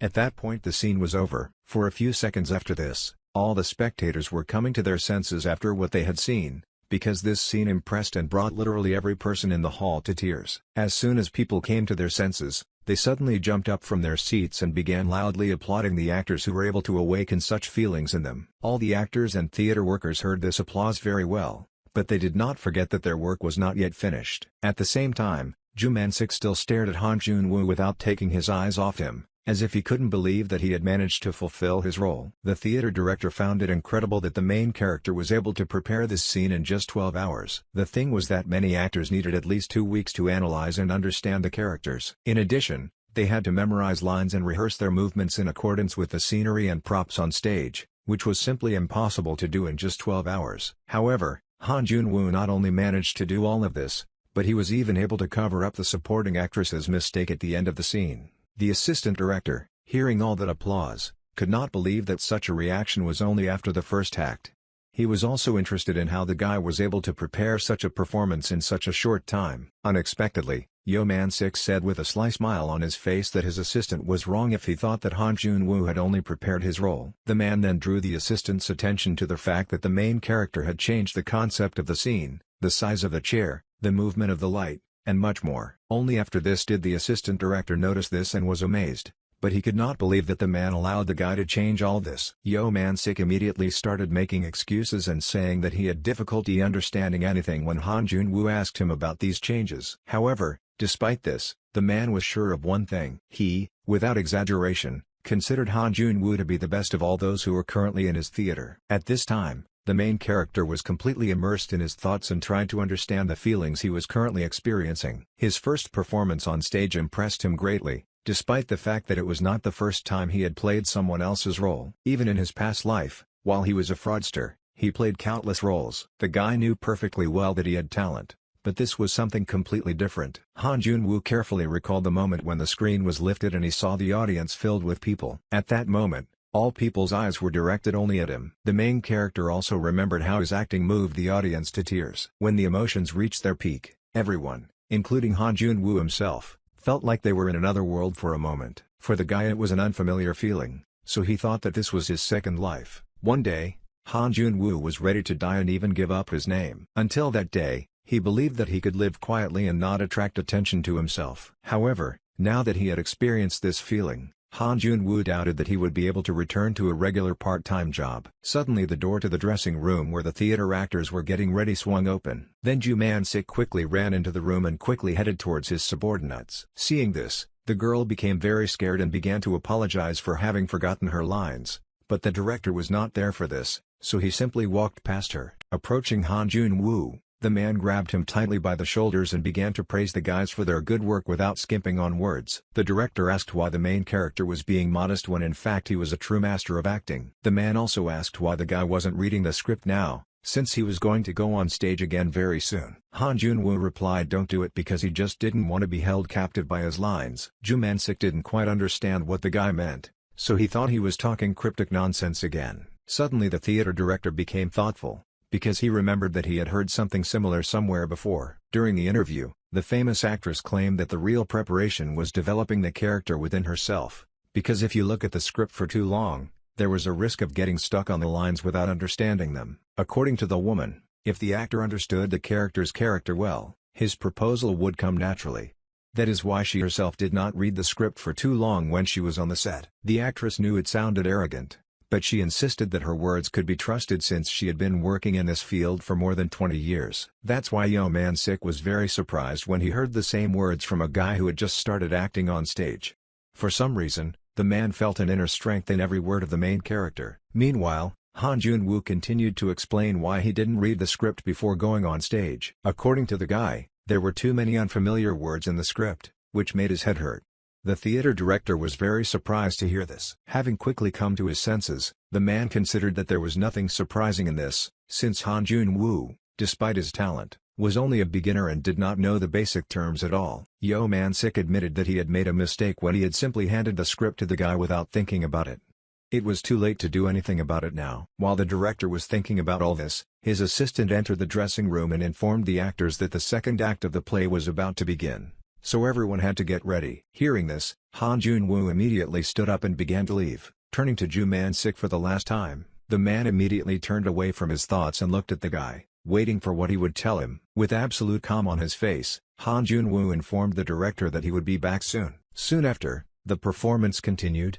The actors were fully involved in the process and performed their roles without mistakes. At this moment, Han Jun-woo felt alive and therefore showed excellent acting. The guy never once made the audience doubt the unreality of his character, which is why the production looked simply incredible. In the end, the audience highly appreciated the performance and the excellent acting with their loud applause. In all this confusion, no one paid attention to the mysterious man who was sitting in this auditorium not only to watch the performance. This stranger, like everyone else present, stared at the stage and thought that he had finally found the one he was looking for. The next day after the performance, Han Jun-woo was in the rehearsal room as usual, reading another script. A large stack of books had already gathered near the guy, indicating that he had been sitting there for quite a long time. Suddenly, someone turned to the main character and asked if he was really going to stare at those books forever. "This is Han Jun-woo from reading." Seeing Ju Man-sik in front of him, the guy asked where the man had gone since he had been gone all morning.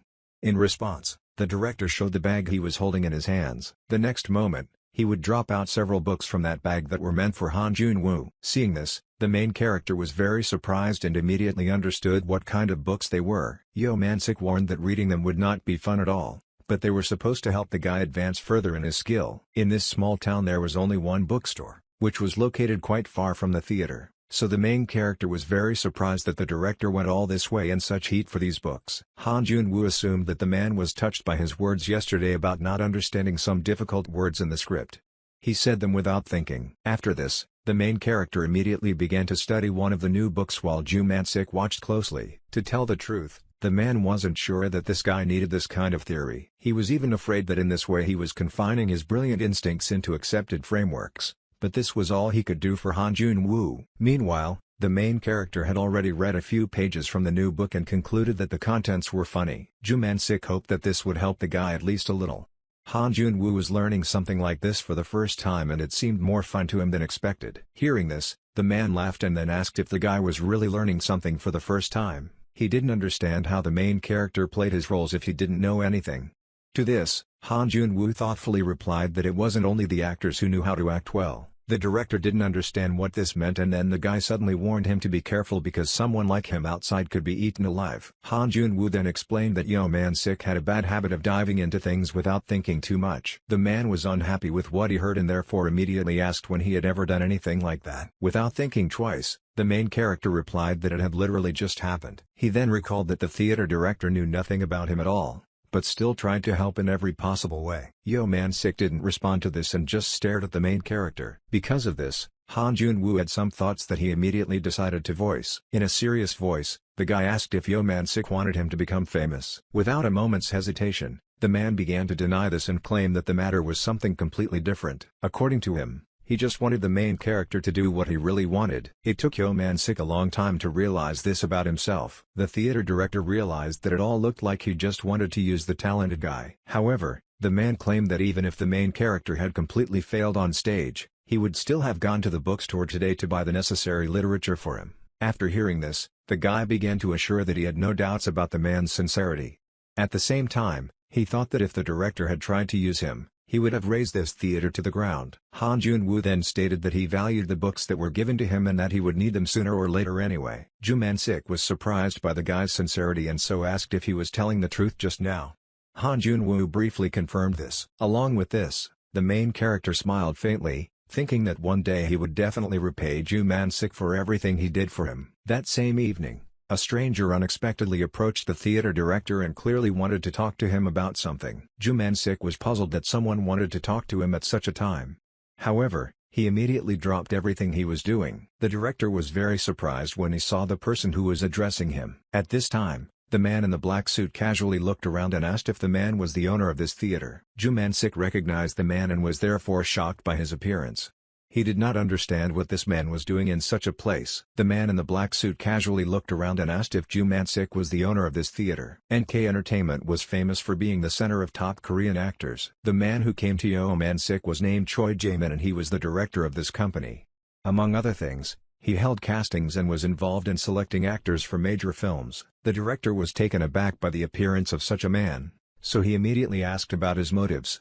The man said that yesterday he had seen a performance at this theater, which he really liked. Of course, Choi Jae-min was most interested in the actor who played the main role, so he began asking about him. Yo Man-sik revealed that Han Jun-woo was a member of his troupe, although he was not technically a full member. Hearing this, the company director immediately explained that he had come to Ju Man-sik with a proposal. The man asked for forgiveness for coming without warning and rushing things so much. Of course, it was because of Han Jun-woo's acting that the man saw yesterday. According to the company director, he had finally found the treasure and therefore could not help but hurry. Yo Man-sik immediately understood everything and asked if the man really wanted to hold a casting with his protege. Encouraged, Choi Jae-min clarified that this would not be just a casting. Then he began to talk about how difficult it was to find a young actor for his promising project, because even child actors were not suitable for this. At the same time, Han Jun-woo showed true maturity on stage and portrayed the life of a 30-year-old man without any awkwardness. According to Choi Jae-min, this aspiring actor went even further than that, making his acting irresistible. The company's director couldn't stop admiring Han Jun-woo and it was because of this that he dared to talk to Yo Man-sik. The man was not at all surprised that such talent was hidden in a small theater. Yo Man-sik completely agreed that Han Jun-woo's abilities were impressive. Unexpectedly, the man directly asked if Choi Jae-min had a specific plan for this young actor. This question discouraged the company director. Yo Man-sik continued speaking and claimed that he knew the caliber of the NK company's professionals. That's why he wanted to ask if the company offered basic training for the actor and his participation in major domestic and international projects. It would also be nice for Han Jun-woo to receive an education abroad. Choi Jae-min was very surprised by what he heard and did not understand whether the man really wanted the company to offer such opportunities for free to a newbie without any experience. Then Yo Man-sik insisted that the company director had personally seen what Han Jun-woo was capable of yesterday, so all the demands were completely justified. After thinking for a bit, Choi Jae-min, although reluctantly, promised that he would try to do everything possible, but he warned that not everything depended on him alone. Hearing this, Yo Man-sik felt that since the man was hesitating so much, he did not fully realize Han Jun-woo's potential. The theater director was sure that what the guy showed yesterday was only a small part of what he could. Suddenly the man interrupted his thoughts. It turned out that Choi Jae-min had already handed the theater director his business card, while assuring him that he only wanted to offer an environment in which the main character would flourish. The man hoped that Yo Man-sik, being the one who cared about the boy, would take the path that would be more beneficial and faster for him. Finally, the director of the NK company asked the man to think about all this and contact him later. Han Jun-woo was spending his time in the rehearsal room as usual. This time, he was resting while thinking about everything he had read. Now the guy was thinking about what he should do, because his financial situation was quite difficult. Of course, he was not the kind of person who was heavily dependent on money, but he still needed to satisfy his basic needs. At that moment, the doors in the room slowly opened. Someone clearly wanted to know what was happening inside but did not want to disturb the guy. Of course, Yo Man-sik opened the door to find out if Han Jun-woo had finished his studies. Soon after, the protagonist heard footsteps coming closer and closer to him. This immediately caught his attention. The theater director explained that he came to check how the guy was working there. The man was also interested in why Han Jun-woo didn't ask him anything, even though he was essentially his teacher. Suddenly, the man noticed the books that, apparently, the main character had recently read. Ju Man-sik suggested that the guy was quite interested in doing all this. Han Jun-woo did not deny it at all. Then the man noticed that the guy had once again transported the script, which had already been translated.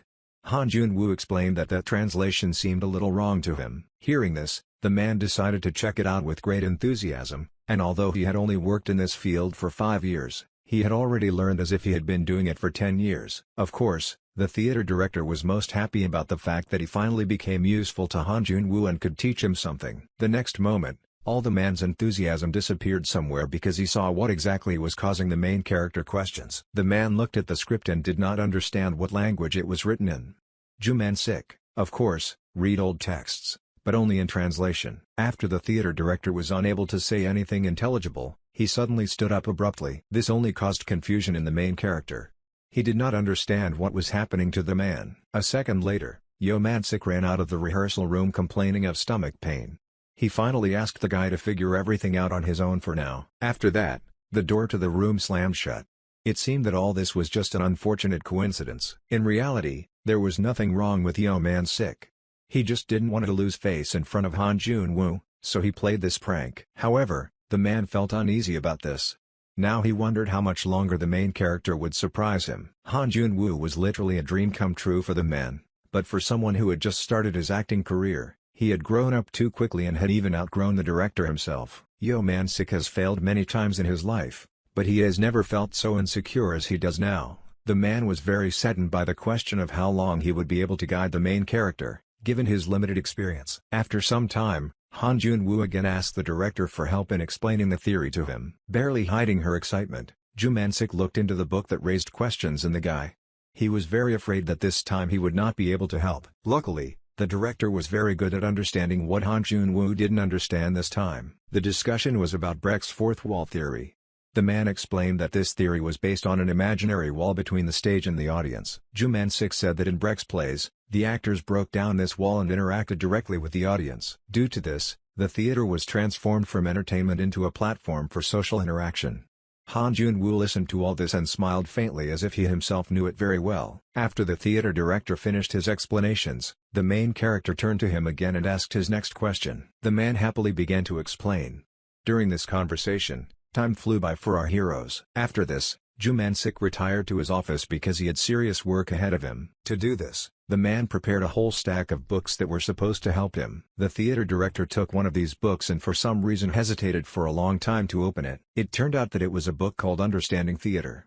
It was the basis for studying this topic. Juman-sik looked at this book with a smile, as if he didn't believe that he would have to return to the initial stage again. Finally, the man got down to work, wondering whether he had become so passionate about learning after Han Jun-woo first came to his theater. No matter how strong the man's desire to learn something new was, it lasted quite inconveniently. Given his natural talent, drive and passion, the protagonist's speed amazed Yo-man-sik. That is why the director believed that the guy no longer needed books on theory, since he had already surpassed the professional level. The man was able to verify this once again when he looked into the auditorium one day. It turned out that when the theater staff went home, the main character decorated the empty stage and perfectly transferred the script. The guy absorbed the emotions, habits and movements of each character. Even the change in lighting angles made sense in each scene. It was a different level of art. Juman-sik, like no one else, noticed all this and, once again, did not hold back his admiration. Han Jun-woo rewrote the dialogues while preserving the characters' emotions and staged his play in this form. The theater director understood that this was not just practice.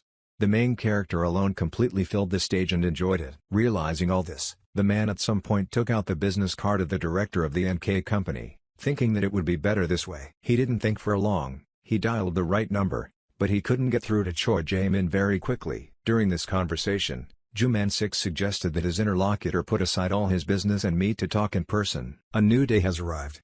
Our heroes, as was already customary, went together to a cafe to eat. Han Jun-woo ate his lunch in silence and simply didn't waste words. At the same time, Yo-man-sik was completely immersed in his own thoughts, which he clearly didn't like. Now the theater director was desperately trying to figure out what he should do. During that phone call, Choi Jae-min assured the man that he had made the right decision and stated that he agreed to all the conditions that he had mentioned. Juman-sik was pleased with this and felt that now the company could not fail to satisfy all the demands, so he was not going to stop there. Then the company director asked if our heroes were free tomorrow because he wanted to see how Han Jun-woo would cope with his script. Choi Jae-min asked the man to view this trip as a process to see if the young man's acting skills were suitable for his company. At the same time, the director thought that under such conditions the contracts should be confirmed.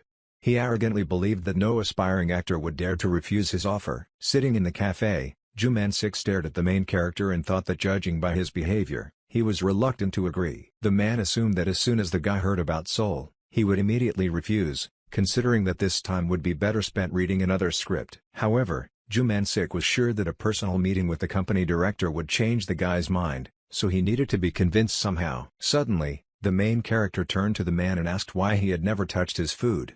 The guy wanted to take it for himself if the director was not hungry. Ju Man-sik didn't mind this at all, because right now, what worried him most was why he felt so awkward around Han Jun-woo. After a short silence, the man turned to the guy and asked if he had ever been to Seoul. Having heard a negative answer, the director was very surprised and asked if the guy had ever traveled anywhere.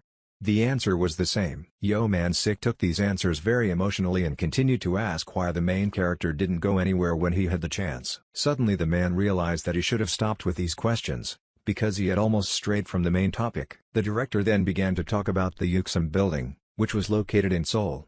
He was sure that Han Jun-woo would be shocked when he saw it. Yo Man-sik continued to talk with great enthusiasm about how the building had 63 floors. No matter how hard the man tried, it was clear that the main character was not at all impressed by this. This discouraged Yo Man-sik, which is why he remained silent for a while, trying to find the words. Finally, he began to say hesitantly that he needed to go to Seoul for a short time tomorrow, so the guy could go with him. The director claimed that the capital was on a completely different level compared to this village. There were simply huge buildings built there that might seem interesting. Ju Man-sik also spoke about the Han River, which was incomparable with the river that flowed in this village. Despite all these stories, Han Jun-woo did not react at all and continued to eat his food in silence. The man realized that he had not been able to interest the guy and make him want to go to Seoul tomorrow, which is why he began to get nervous. Suddenly, Han Jun-woo turned to the director and asked if he really wanted to send him away. The man immediately responded hesitantly that it was just a trip to see Seoul. The main character, of course, did not believe this and suddenly stated that it upset him. The guy also claimed that the director looked pathetic when he needed something. Ju Man-sik was taken aback by what he heard, but he immediately understood why Han Jun-woo said that. The man did not expect at all that the main character already knew about the true reason for the trip to Seoul. Then the director began to assume that perhaps the guy was eavesdropping on his phone conversation or that he contacted Choi Jae-min directly. The man really regretted that he had not known about this earlier, because then everything would have been much simpler and he would not have found himself in such an awkward situation. Unexpectedly, Han Jun-woo asked if they would go to Seoul tomorrow. Ju Man-sik was very surprised because it meant that the guy was not against it. Then the man asked if the main character wanted to visit anything while he was not in the capital. As always, he heard a negative answer. After this, the director thought that the guy probably thought that he was taking him because he thought that he needed professional training. That's why Yo Man-sik immediately pointed out that this trip was not organized to improve the main character's skills. He insisted that NK Company was at a much higher level. The man also said that although he did not know the whole situation that Han Jun-woo found himself in, this company would definitely be able to help him. According to the theater director, the main character should have met people at least of his level, because despite how well he played, there were only newcomers in his theater. Ju Man-sik believed that if the guy remained at the same level, he would simply lose his talent. Next, Han Jun-woo asked where exactly they were going. The man told about the company NK Entertainment and insisted that they would appreciate the main character's abilities. Surprisingly, the guy agreed to this without any unnecessary objections or questions. Ju Man-sik was taken aback by the fact that his protege had suddenly become so obedient that it was completely unlike him. As if not believing what he had heard, the theater director asked again if Han Jun-woo would really be going to Seoul tomorrow. The next day arrived. Early in the morning, our heroes arrived at the main office of NK Entertainment. Ju Man-sik was amazed by what he saw inside. In addition to expensive professional equipment, there were also entire film sets that could be seen on TV. The man didn't hold back his emotions, which seemed to make Han Jun-woo feel uneasy. The main character asked the director not to behave like a country bumpkin, which made him angry. Soon after, our heroes climbed to the required floor and stopped near the conference room where this meeting was to take place. Ju Man-sik was very nervous before this meeting, but at the same time he wanted it to start quickly. Pulling himself together, the man prepared to open the door and go inside, but suddenly Han Jun-woo addressed him. The main character asked if the director would enter the hall with him. This question discouraged the man. However, he replied that he would only open the door for the guy and then he would go alone. Finally, the man asked the main character to behave well and return quickly. In just a moment, Han Jun-woo found himself in the office where he was immediately greeted and called a student. Choi Jae-min stood next to some man and with a smile on his face claimed that they were waiting for him. The first thing the company directors did was ask the main character to sit down opposite them. Han Jun-woo immediately realized that the man who was talking to him now was the director of this company. The main character also knew the one who was sitting next to Choi Jae-min. It was Gil Jun-ho, who was the main actor in this company. As soon as the protagonist entered the conference room, Choi Jae-min greeted him and asked him to sit down. Han Jun-woo walked forward and sat down opposite without saying a word. Then the guy looked closely at those present, whom, although he was not yet personally acquainted, he knew who they were. First of all, the guy's attention was drawn to Gil Jun-ho, who was the main actor of NK Entertainment. To be precise, at that time he was not yet the main actor, but anyone who liked watching films could not help but know him. At that time, Gil Jun-ho was actively working as a supporting actor, but someone like him could not attend such meetings. That's why Han Jun-woo immediately realized that the company director had not called this actor to this meeting for no reason. Choi Jae-min turned to his guest and first asked his name. The main character, looking down, admitted that he didn't have a name yet, but he was going to choose one soon. This answer amused the man. He thought that the guy was already thinking about a stage name. Choi Jae-min also noticed that his guest was not nervous at all despite the importance of this meeting. The man even suggested that the guy might not have known who he was. However, remembering where Han Jun-woo lived, the company director did not see anything surprising in this. Then the man suggested getting to know each other better and said that he had watched the guy's performance. In his opinion, it looked quite impressive. The first thing the director asked was when the main character started acting on stage. Han Jun-woo calmly replied that since the performance was 2 weeks ago, he started acting around that time. Choi Jae-min understood this, but he was interested in when exactly the guy started playing. The main character replied that that time was his first. Choi Jae-min was shocked by this answer and at first even thought that he had simply misheard it. The company director did not believe at all that the main character had really only started playing 2 weeks ago. However, Choi Jae-min continued to talk about how he was going to make a film. Along the way, he handed his interlocutor the script for the film Miraculous Dimension. Han Jun-woo was completely calm even though he knew what kind of movie it was. The main character remembered watching it in his past life. It was a story about a high school student and his 40-year-old teacher who magically swapped bodies. Choi Jae-min seemed to feel some excitement, as he was already impatient to see what he had called the protagonist here for. Finally, the man said that before moving on to a more serious conversation, he would like to see how the guy played the role. Hearing this, Han Jun-woo didn't respond.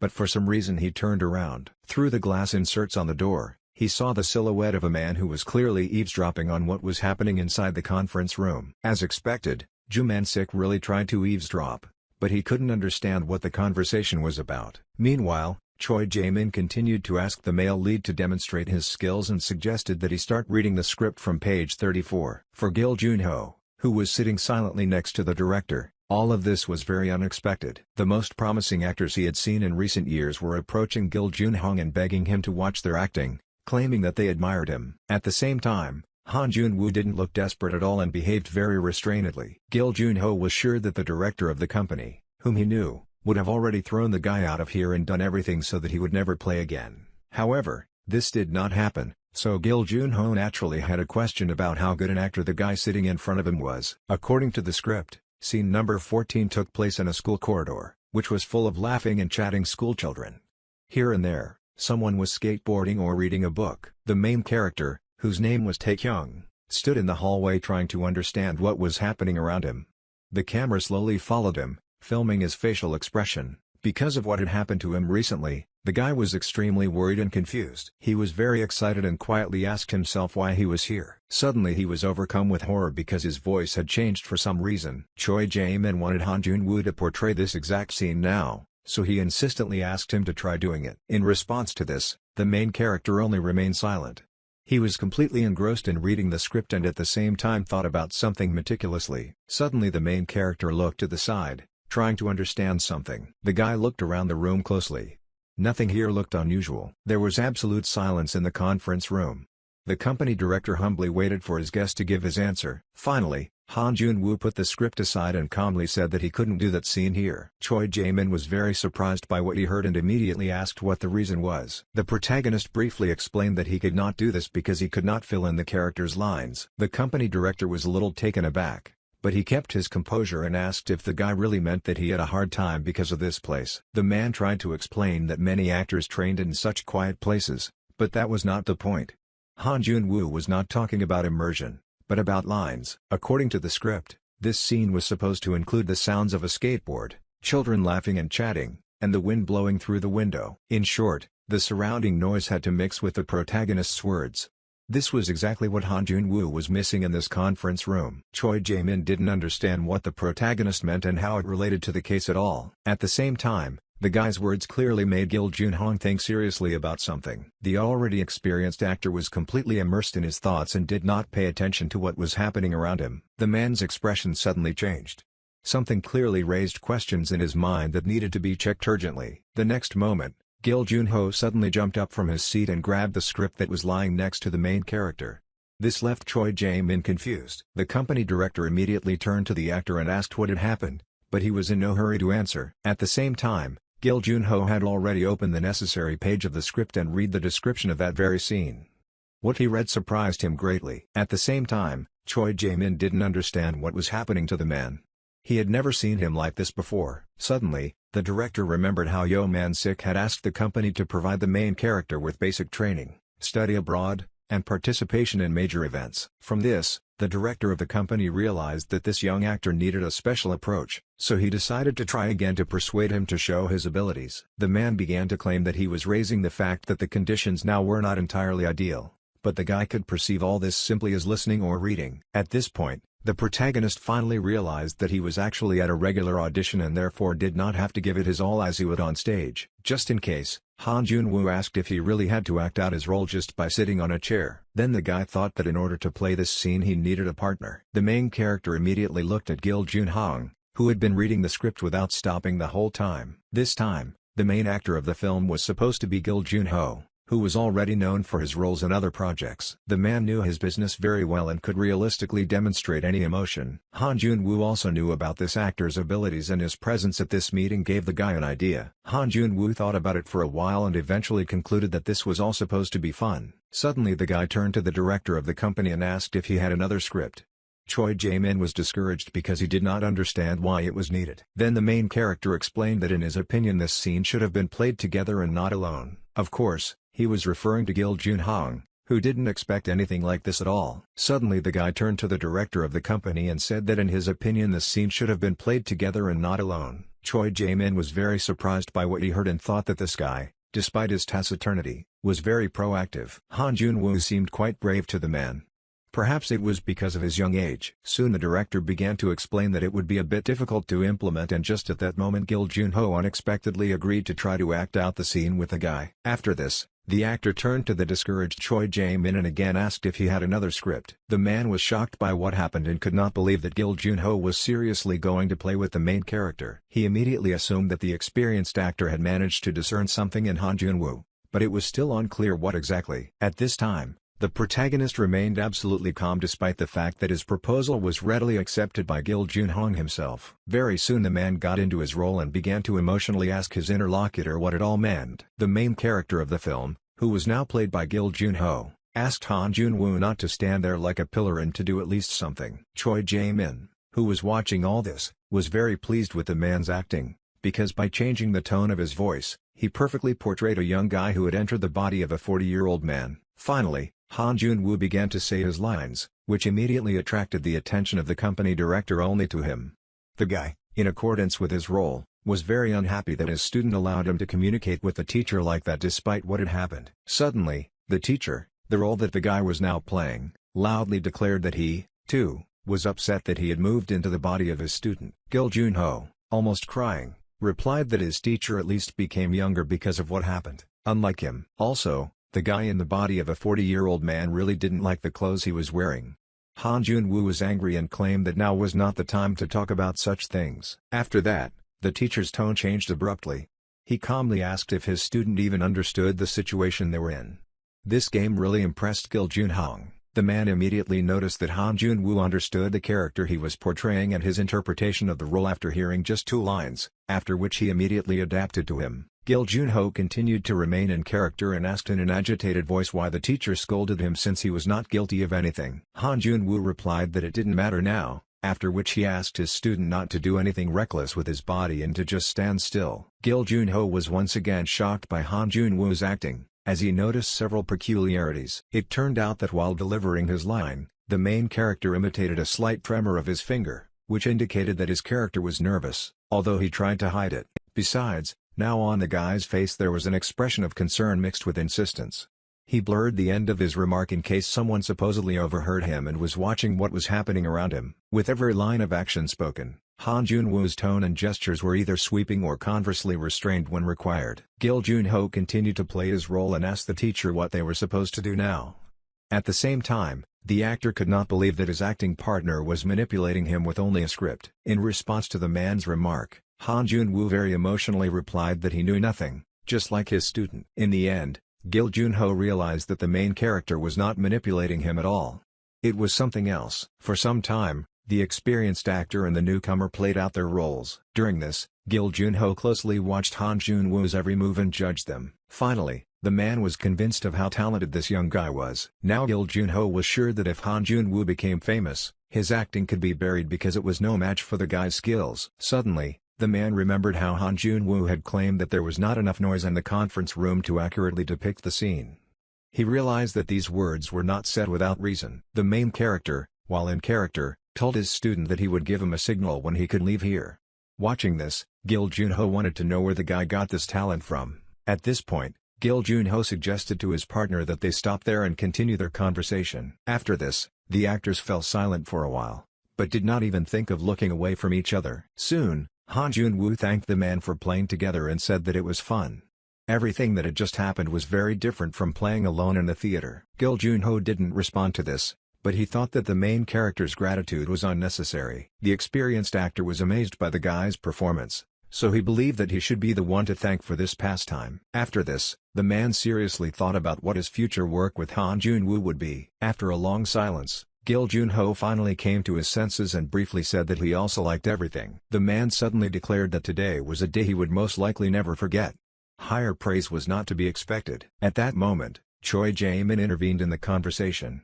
He praised the main character with a smile on his face, because what he demonstrated was more than he expected. The company director was shocked and didn't even know how else to express this feeling. The man was about to move on to further discussion of the contract, but suddenly Gil Jun-ho interrupted him and asked the guy if he had improvised his second line on purpose. Han Jun-woo briefly confirmed this by saying that he did indeed change her a little. Ignoring director Gil Jun-ho, you say that if this scene happened in reality, he would also portray it differently. Han Jun-woo was originally supposed to direct his gaze upward, but he directed his gaze in a way that suited the current situation. At this moment, the main character had one thought that he could not hide from his interlocutor. Suddenly the guy asked if Gil Jun-ho had played in plays. The man was noticeably surprised by this question. Some time passed and Yo Man-sik walked around the NK Entertainment office, not knowing what to do with himself. At some point, something caught the man's attention so much that he even froze in place. It turned out that the reason for this was Gil Jun-ho, who was sitting silently at the table and thinking about something meticulously. Through his eavesdropping, the theater director already knew that Gil Jun-ho and Han Jun-woo were acting out a situational scenario together. The man was very pleased that his protégé's partner was Gil Jun-ho himself and did not regret a penny about bringing the guy here. However, Yo Man-sik couldn't help but notice how thoughtful the man was now. It even scared him a little because he assumed that Gil Jun-ho could be angry at the main character for some reason. Suddenly, Gil Jun-ho turned to the man and asked if he really was the director of the theater. Choi Jae-min immediately confirmed this, after which his interlocutor asked how many productions he already had planned. The theater director was surprised by this question. He was very interested in why the famous actor was asking him about this at all. The next moment, Gil Jun-ho directly stated that he would like to perform at Yo Man-sik's theater. The man was shocked by what he heard and simply could not believe that this actor wanted to play in his production. However, the director quickly pulled himself together and began asking about the conditions. He immediately made it clear that he would be able to adequately pay for the performance of an actor of such a high level. To this, Gil Jun-ho briefly replied that in this case, money was not important to him at all. Unexpectedly, the man added that he was simply being greedy. Until the end, it was unclear what the actor actually meant. That's why Yo Man-sik was surprised by what he heard.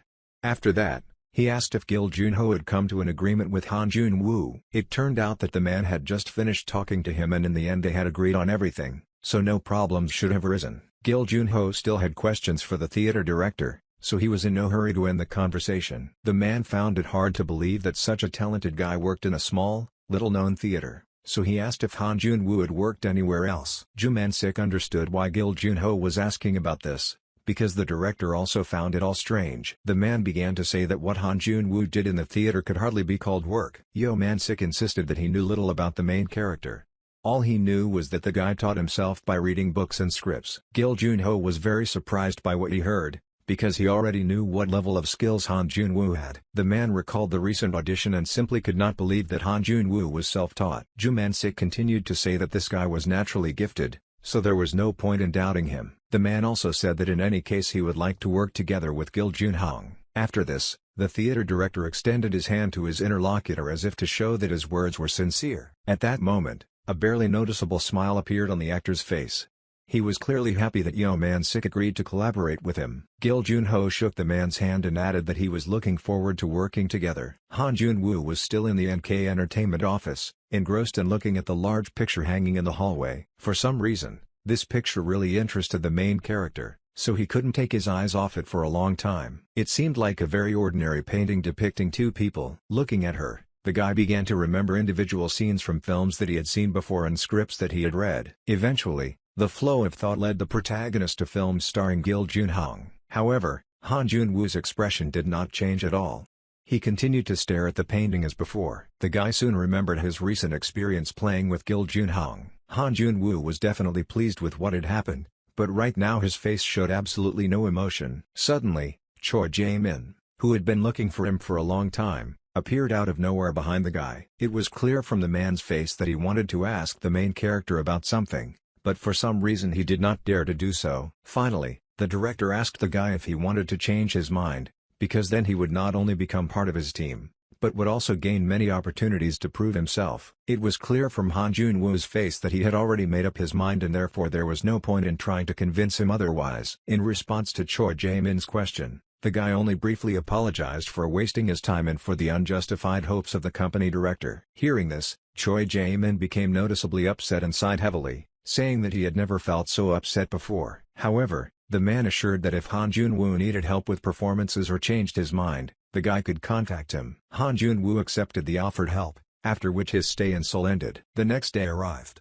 Our heroes returned to their usual life and work in a small theater. From early morning, Ju Man-sik was immersed in the work process and tried to bring everything to perfection. Once everything was done, the man happily wiped the sweat from his face and examined the result of his work. The man still couldn't believe that Han Jun-woo and the famous Gil Junho would be performing on his stage. Suddenly, the main character appeared behind the director and asked what he was doing there so early in the morning. The guy also didn't understand why Ju Man-sik did everything himself, since he had workers for this. For some reason, the embarrassed theater director did not want to explain everything to the main character, so he asked him not to be distracted and to rehearse his performance. The man quickly retracted his words, believing that the guy needed to rest and gain strength. After that, Ju Man-sik began to carefully climb down from the stepladder.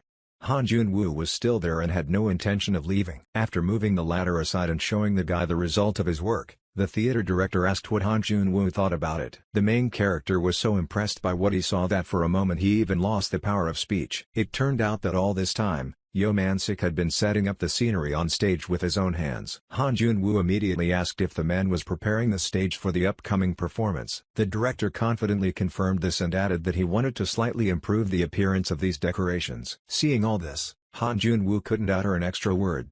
He admitted that he was very surprised now. The guy kept seeing how the man admired him, which is why he completely forgot that the director had been studying theatrical art for a long time and had been running a theater. Seeing his diligence, one could understand how much Ju Man-sik was looking forward to the upcoming performance. Finally, Han Jun-woo began to say that after the director's revision, the declarations began to look much better. Suddenly the guy noticed a minor detail, which nevertheless slightly spoiled the appearance of the scene. The protagonist did not tell Ju Man-sik about this and decided to do everything himself later. Suddenly, the theater director turned around sharply and looked at the guy as if he realized that he was hiding something from him. Then the man directly stated that he wanted to ask Han Jun-woo about something, because this topic worried him a lot. As expected, the director was interested in why Han Jun-woo refused to cooperate with NK Entertainment if he wanted to perform together with Gil Junho. There was silence in response.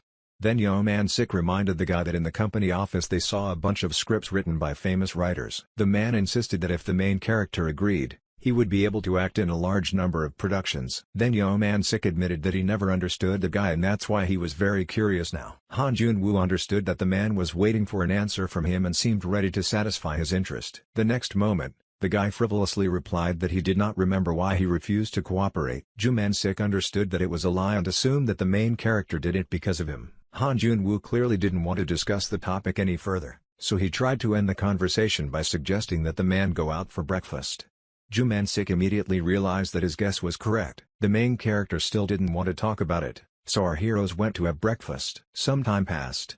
Because the door was not completely closed, it was possible to hear someone's voices in the room. The package actually included a rehearsal, and all the details of the upcoming performance were discussed along the way. Through a small crack, Ju Man-sik watched everything that was happening, trying not to attract attention to himself. The man watched Gil Junho closely and wondered if he was truly interested in this performance or if he was obsessed with something else. As expected, Gil Junho was not alone in the room. Han Jun-woo was also there and was actively sharing his thoughts with the man. Ju Man-sik, watching this, thought that it all reminded him of a scene from a play. Until today, the director was sure that Gil Junho would only come to his theater on the day of the performance, but this was not the case. The actor even rented a place nearby so that the tutor would come to the theater every day even before the director himself. This surprised Ju Man-sik greatly, however, and raised many questions. The man was sure that Gil Junho enjoyed not so much participating in the production as the opportunity to rehearse with Han Jun-woo and discuss acting skills with him. Suddenly, the main character quietly turned to the theater director and asked why Gil Junho had not gone home. Ju Man-sik replied that he himself did not know what the reason for this was. After this, the theater director looked at the actor as if trying to understand what was on his mind. Gil Junho silently stared at one point,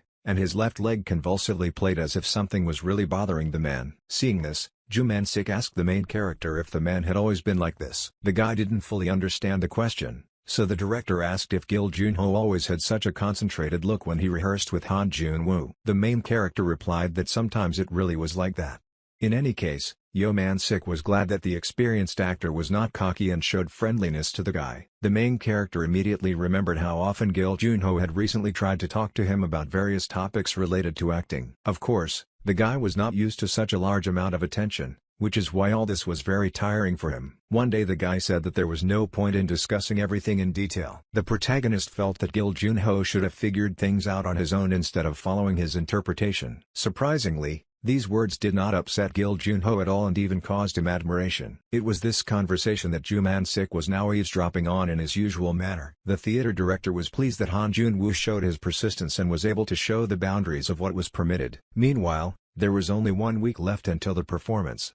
Preparations had reached the final stage, but Yo Man-sik still had one problem. A poster for the upcoming performance had already been drawn up, indicating the cast. Unfortunately, Yo Man-sik still hadn't managed to find an actor who could play the fourth, very important role in the play. This was what was bothering the man now. Meanwhile, there was only 1 week left before the production. A poster for the upcoming performance had already been drawn up, indicating the cast. Unfortunately, Yo Man-sik still hadn't managed to find an actor who could play the fourth, very important role in the play. This was what was bothering the man now. As soon as people found out that Gil Junho would be starring in this production, it became a hot topic of discussion. Yo Man-sik realized how lucky he was. This kept people from noticing that the entire cast had not yet been confirmed. These thoughts made the theater director nervous and kept him at work until his brain.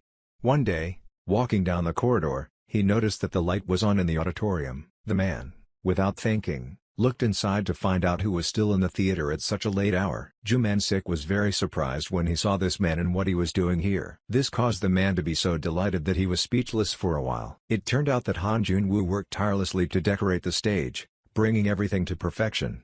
Because of this, the director could not believe that this was really his theater. The main character seemed to sense that he was no longer alone and therefore looked to the side to find out who was watching his work. Seeing Ju Man-sik, the guy immediately asked what brought him here at such a time.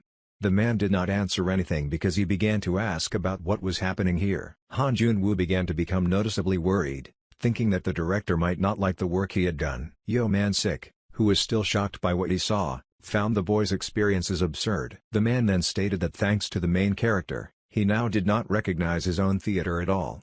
Now it looked like a national theater despite its small size. What he saw made the director admit that it was not in vain that Han Jun-woo had been reading books on the theory of theatrical art all this time. Now on stage among the decorations there was nothing expensive, but the main character still managed to create a unique atmosphere. Unexpectedly, Han Jun-woo said that he was only adding something to what the man had already done.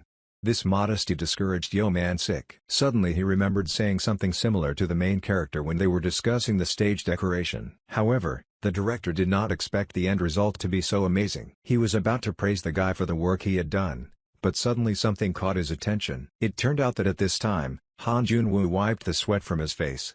All this work clearly took a lot of energy from him. At the same time, the main character casually threw his hair back, which made it possible to examine his face in more detail. Ju Man-sik was amazed once again, because he didn't expect to see anything like this. The confused man immediately asked if Han Jun-woo had always been this handsome.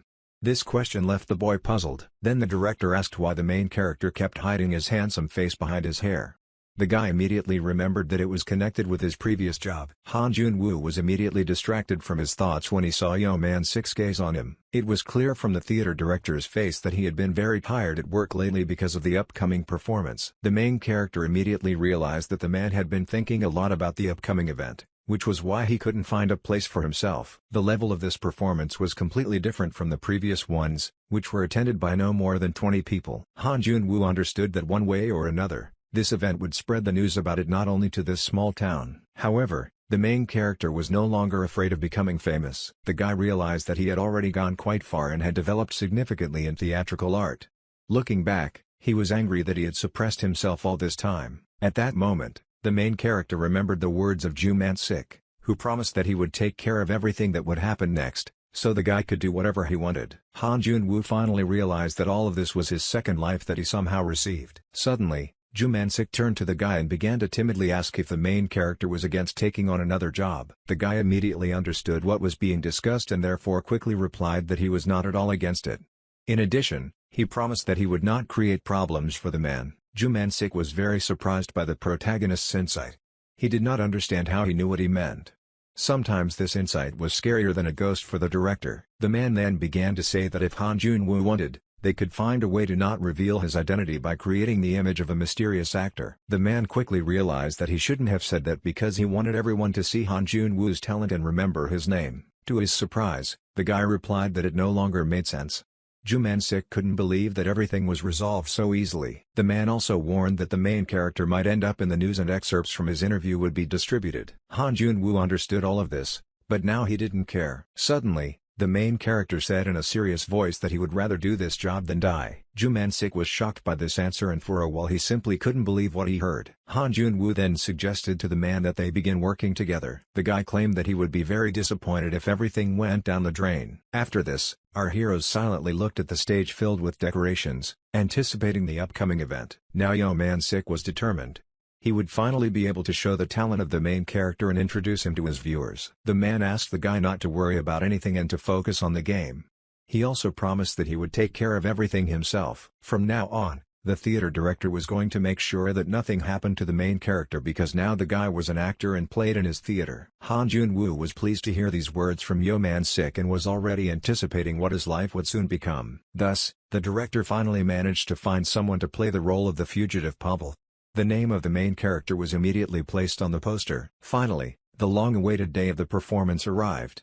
People who wanted to see this production began to gather near the theater. This time there were really a lot of people who wanted to.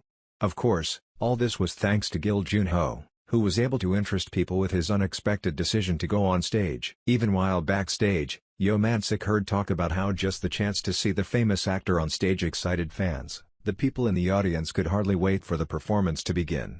But they were also very interested in how the theater management managed to invite Gil Junho himself here. Yo Man-sik heard all this and admitted that his theater achieved this success only thanks to Gil Junho. Before this, the man did not fully understand how famous this actor was.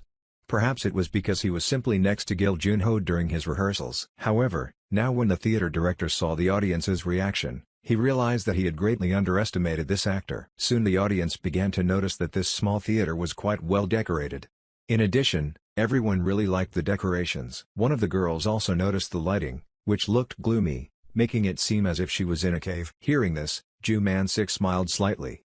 He was very pleased that people noticed not only the name of the famous actor but also the rest of the work done. At this time, the dressing room was no less lively than the auditorium. The actors were preparing for their performance. Among those present, Han Jun-woo stood out as he did not repeat his lines or engage in preparatory work.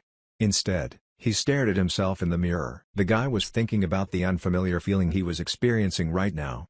Just at that time, Ju Man-sik entered the dressing room. The man immediately noticed Han Jun-woo and was amazed by his current appearance. Han Jun-woo turned to face the man, allowing him to see the makeup artist's work. Having quickly come to his senses, the theater director told the guy that it was time for him to go on stage. According to the script of the production Pursuit from the Outskirts, 10 years ago a man named Anton, who was a detective, lost his family and his leg because of one person. This began a long and brutal chase to take revenge on the villain. The fugitive Pavel, played by Han Jun-woo in the production, mysteriously ended up in this pursuit. Gil Jun-ho played Anton, who, according to the plot, harbored incredible anger deep inside. Han Jun-woo's character will have to take on the wrongful accusation. Until the end, all that awaited him was an endless pursuit full of deception and unexpected moments. The truth was unclear and the key to understanding was the psyche of the characters. Finally, the curtain rose. The sound of a wooden cane hitting the stage floor filled the auditorium, which was absolutely silent. Gil Jun-ho appeared on stage as Detective Anton and announced that he had finally found where the villain was hiding. The man believed that the time had come to end this story, which began 10 years ago. For someone it could have been an eternity, but for Anton it was only a moment. Viewers immediately noticed that Gil Jun-ho's pronunciation was different from usual, which caused everyone to admire him. Some viewers even ignored the ban on video recording just to capture Gil Jun-ho's performance, since he very rarely played on the stage. The actor continued to play his role and recalled the day when he accidentally found the villain's trail. This game was closely watched by Yo Man-sik, who was amazed by Gil Jun-ho's skills. He thought without incident that this was a completely different level. The man continued to speak his monologue for some time, which captured the attention of absolutely all the spectators. The actor's image fit perfectly into the surrounding scenery, and the correctly selected lighting created a gloomy atmosphere. Soon Gil Jun-ho's monologue ended. Yo Man-sik heard the audience admiring the actor, but for him, that was not the most important thing right now. The director was sure that people were skeptical about what would happen next since Gil Jun-ho soon went backstage. Unexpectedly, the audience heard the voice of another author, who, while in character, claimed that Detective Anton had turned him into a monster. Coming on stage, the fugitive Pavel, played by Han Jun-woo, said that the man was no different from him. Any other 17-year-old boy would have a hard time playing the role of a grown man who has long enjoyed various eccentric murders. However, this did not apply to Han Jun-woo, who, in order to match his character, was even able to get rid of the youthful tone in his speech. Seeing the main character on stage, everyone in the audience immediately forgot about Gil Jun-ho and began to closely watch the guy. Yo Man-sik was sure that after the lines began, no one in the theater saw Han Jun-woo as a young man. The theater director was very pleased with this because now people will be able to see the very talent of this young actor. Now the entire hall held its breath, wanting to see what Han Jun-woo was capable of. No one could take their eyes off the main character, who was now completely immersed in his role. In the culminating scene, the heroes met.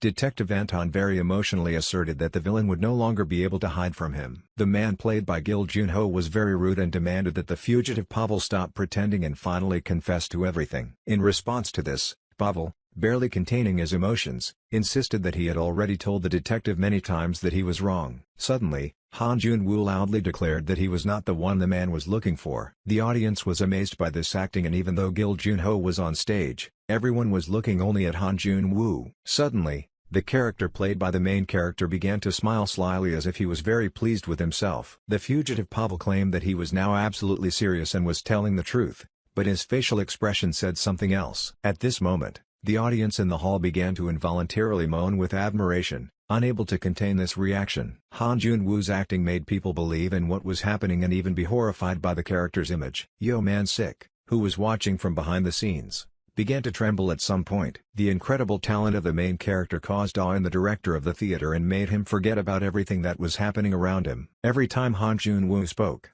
a shudder ran through the man's body. Now the main character had an overwhelming presence due to which he influenced everyone who was now in the theater. At the same time, the presence of Gil Jun-ho, who was passionately performing on the left side of the stage, began to fade from view. Now the audience, the backstage crew, and even Gil Junho's manager were mesmerized by Han Jun-woo and were speechless. Just at this point the scene ended, leaving the audience with many questions that they will have to answer for themselves. After just a few moments, one of the spectators came to his senses and, realizing what he had just seen, began to applaud with admiration. Soon the entire auditorium was immersed in loud applause from people who could not sit in their seats. Gil Junho felt a little awkward at this moment despite his extensive acting experience. The man was always proud of his professional skills and always treated the stage with awe and respect. However, now his pride and everything he had earned up to this point felt a little shameful. Gil Junho understood perfectly well what was happening now and fully accepted his current situation. The thing was that now all the viewers' eyes were directed not at the experienced actor,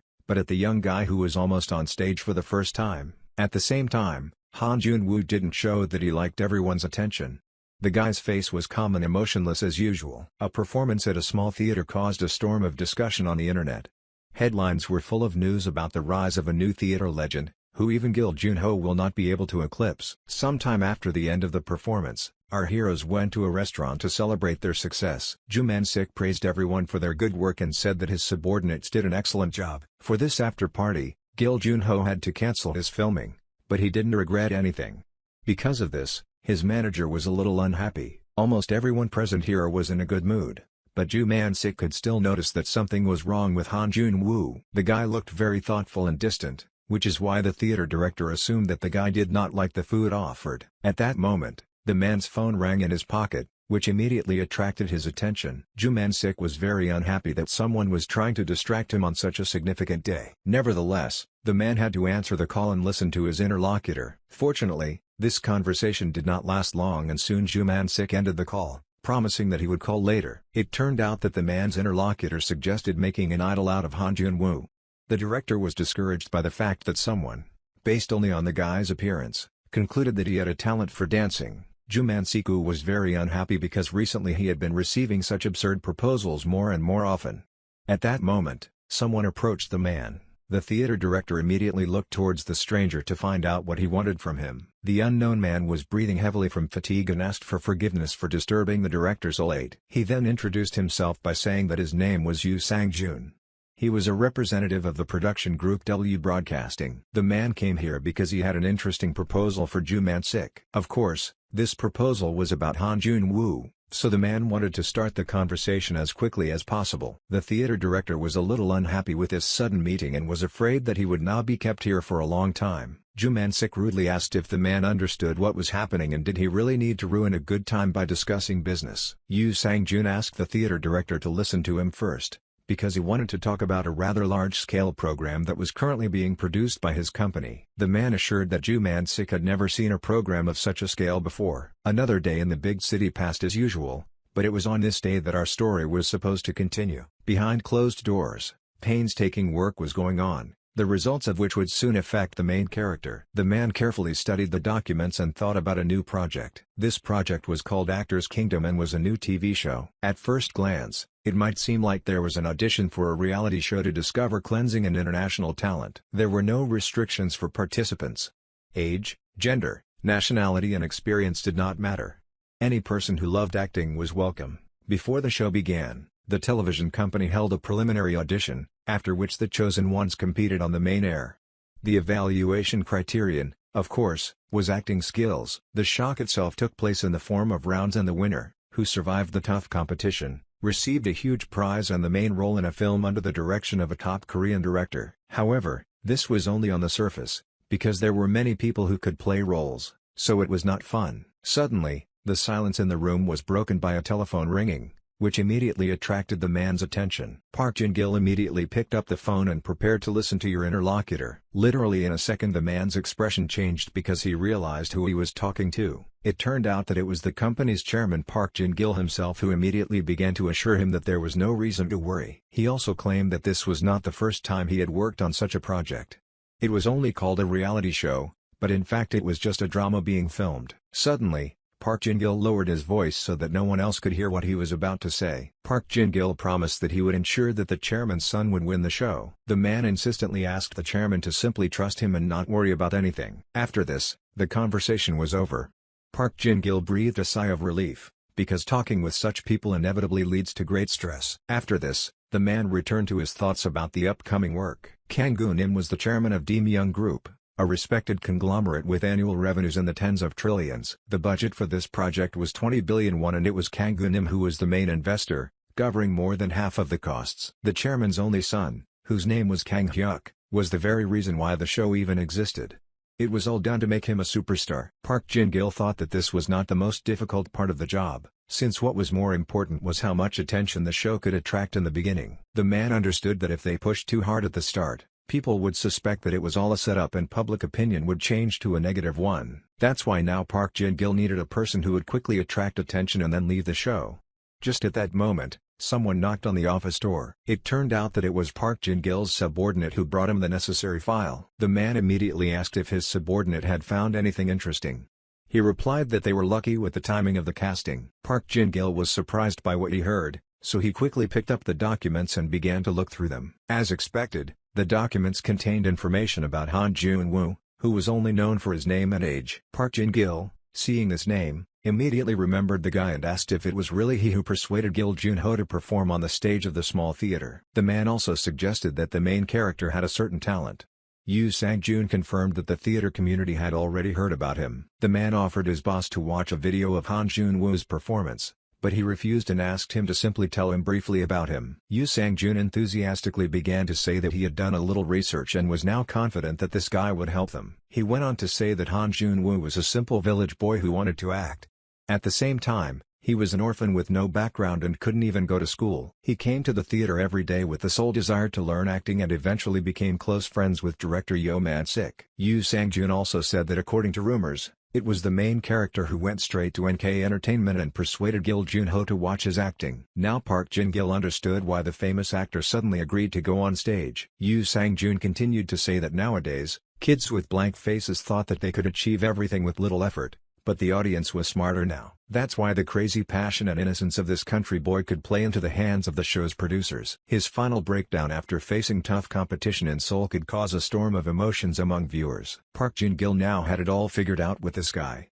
He felt that the main character was suitable for them, so Yoo Sang-joon should sign a contract with him right away. Yoo Sang-joon suddenly began to hesitate as if he thought his boss was wrong. The thing was that the man had already rewatched the scene from the production with Han Jun-woo's participation more than once. Yoo Sang-joon was amazed by the acting of this newcomer, but according to Park Jin-gil, although the guy may have had some acting skills, he cannot compare to Kang Hyuk. Kang Hyuk studied at the Justin School of Acting in New York, the International Theater Academy, and the chairman's son also had experience playing on stage under the guidance of Broadway and Hollywood masters. Yoo Sang-joon agreed with his boss and thought that although Han Jun-woo would attract attention to you at the beginning, he would not be able to compete with Kang Hyuk. Park Jin-gil rudely replied that this was exactly what they were counting on, so his subordinate shouldn't act like a newbie. The man also insisted that given the noise that had arisen around the main character, various agencies would be circling around him, so Yoo Sang-joon had to hurry. That was why, that evening, the man came to Yo Man-sik without warning and told him about a promising offer. The theater director was very surprised that the production group W Broadcasting wanted to take his protege for a role in a reality show. That evening,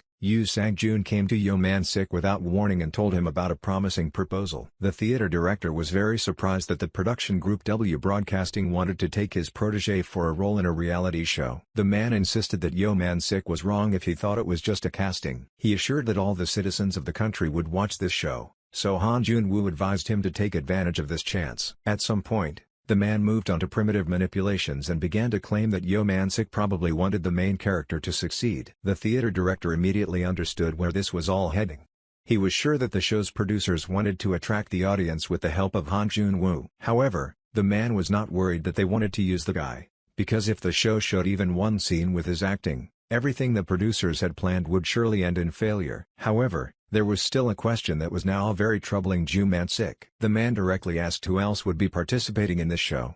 It was clear that Yoo Sang-joon did not expect this question. The theater director continued to say that besides Han Jun-woo, there must have been people who also decided to take part. Now the man would like to hear from these people and see the full text of the contract. The producer's assistant began to hesitate and I assert that nothing had been decided yet. Along the way, the man admitted that he had underestimated his interlocutor, as he had considered him only a theater director. It turned out that Yoo Man-sik also knew that this was about television. At the same time, the director was thinking that he was being led for us and if it had just been about participating in the filming, there would have been no problems. The man understood that due to the nature of the audition programs, everything would revolve around idols with a large fan base or rookie actors from major entertainment agencies. Even if one scene featuring Han Jun-woo were to air, the effect would certainly be beyond imagination. But the producers held the key to the editing to themselves. Yo Man-sik believed that they might have had other reasons for hiding the main character's skills, which could jeopardize the producers' plans. Despite this, the man was very interested in Yoo Sang-jun's words that all citizens of their country would watch this show. Yo Man-sik thought it was quite exciting that people would be able to see the acting of the main character. The unexpected man began to wonder if Han Jun-woo himself would want to do all this. Of course, the theater director would like the guy to take part in this show, but he simply might not be interested. The man recalled that Han Jun-woo's approach to acting was initially different from others. He felt awkward even imagining what the main character would look like among ordinary actors and young people striving for popularity. Just at that moment, Han Jun-woo, who was sitting in the restaurant, noticed through the window that Yo Man-sik was very puzzled about something. It seemed that the main character immediately understood what was happening, but did not think to interfere. The guy felt awkward because the theater director was being detained because of him. Looking at Yoo Sang-jun, the main character immediately remembered the reality show Actors Kingdom. From his past life, he remembered that this show was quite large-scale and even attracted international interest.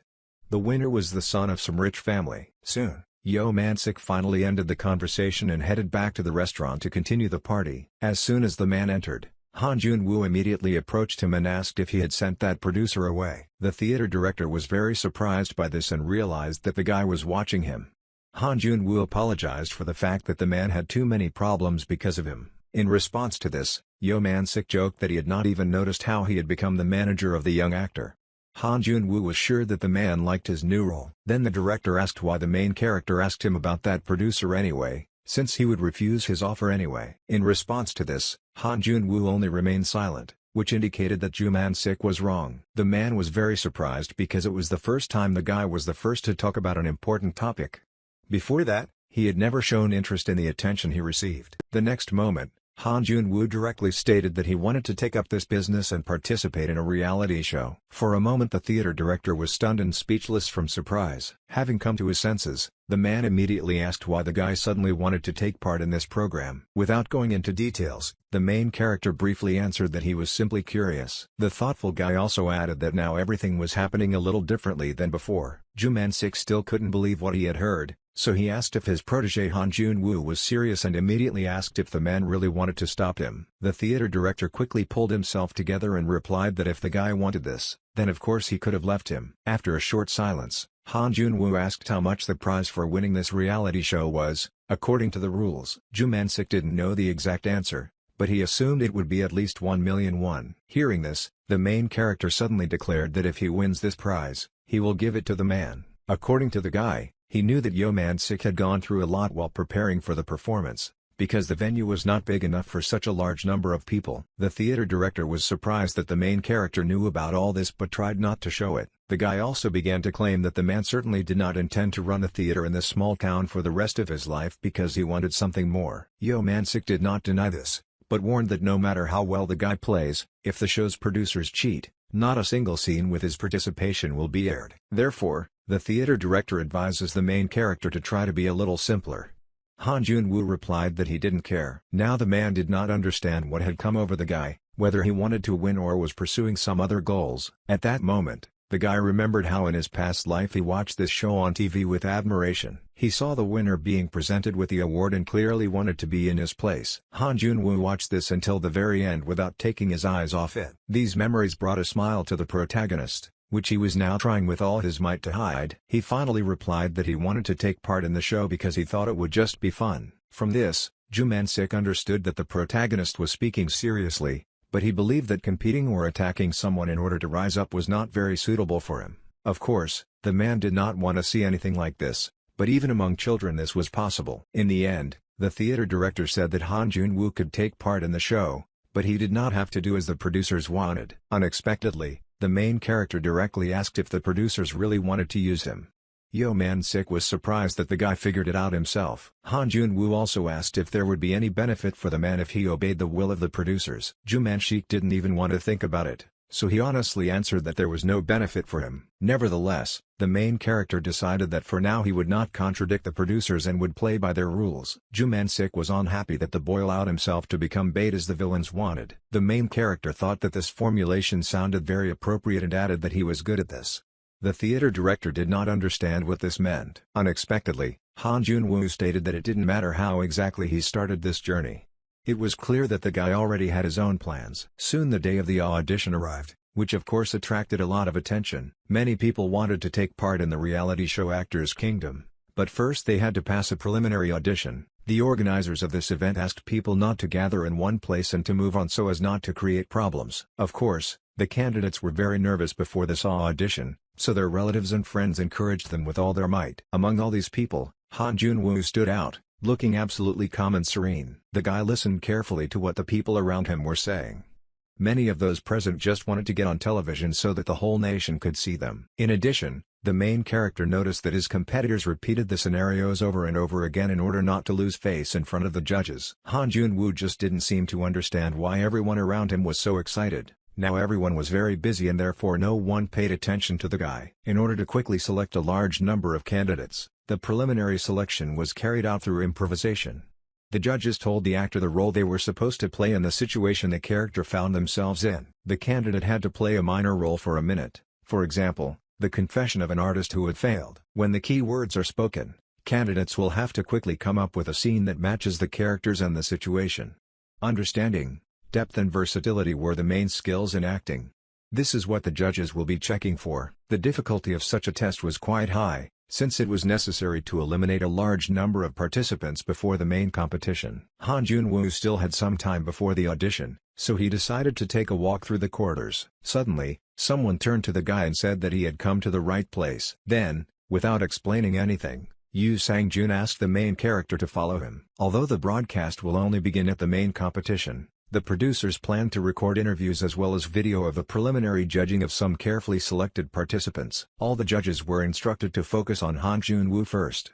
Once the first stage was over, the promotion company was supposed to start working with various communities. Just as this issue was being discussed, the door to the office opened and Yoo Sang-jun apologized to those present for disturbing them. After this, the man pointed to the main character and said that it was the same guy he had recently mentioned. Upon entering Han Jun-woo's office, the first thing he did was silently look around at those present. Everyone was happy about the guy's appearance and some even wanted to get his autograph since by now he was already quite famous. Han Jun-woo didn't pay attention to these people because he was only interested in the most important of them.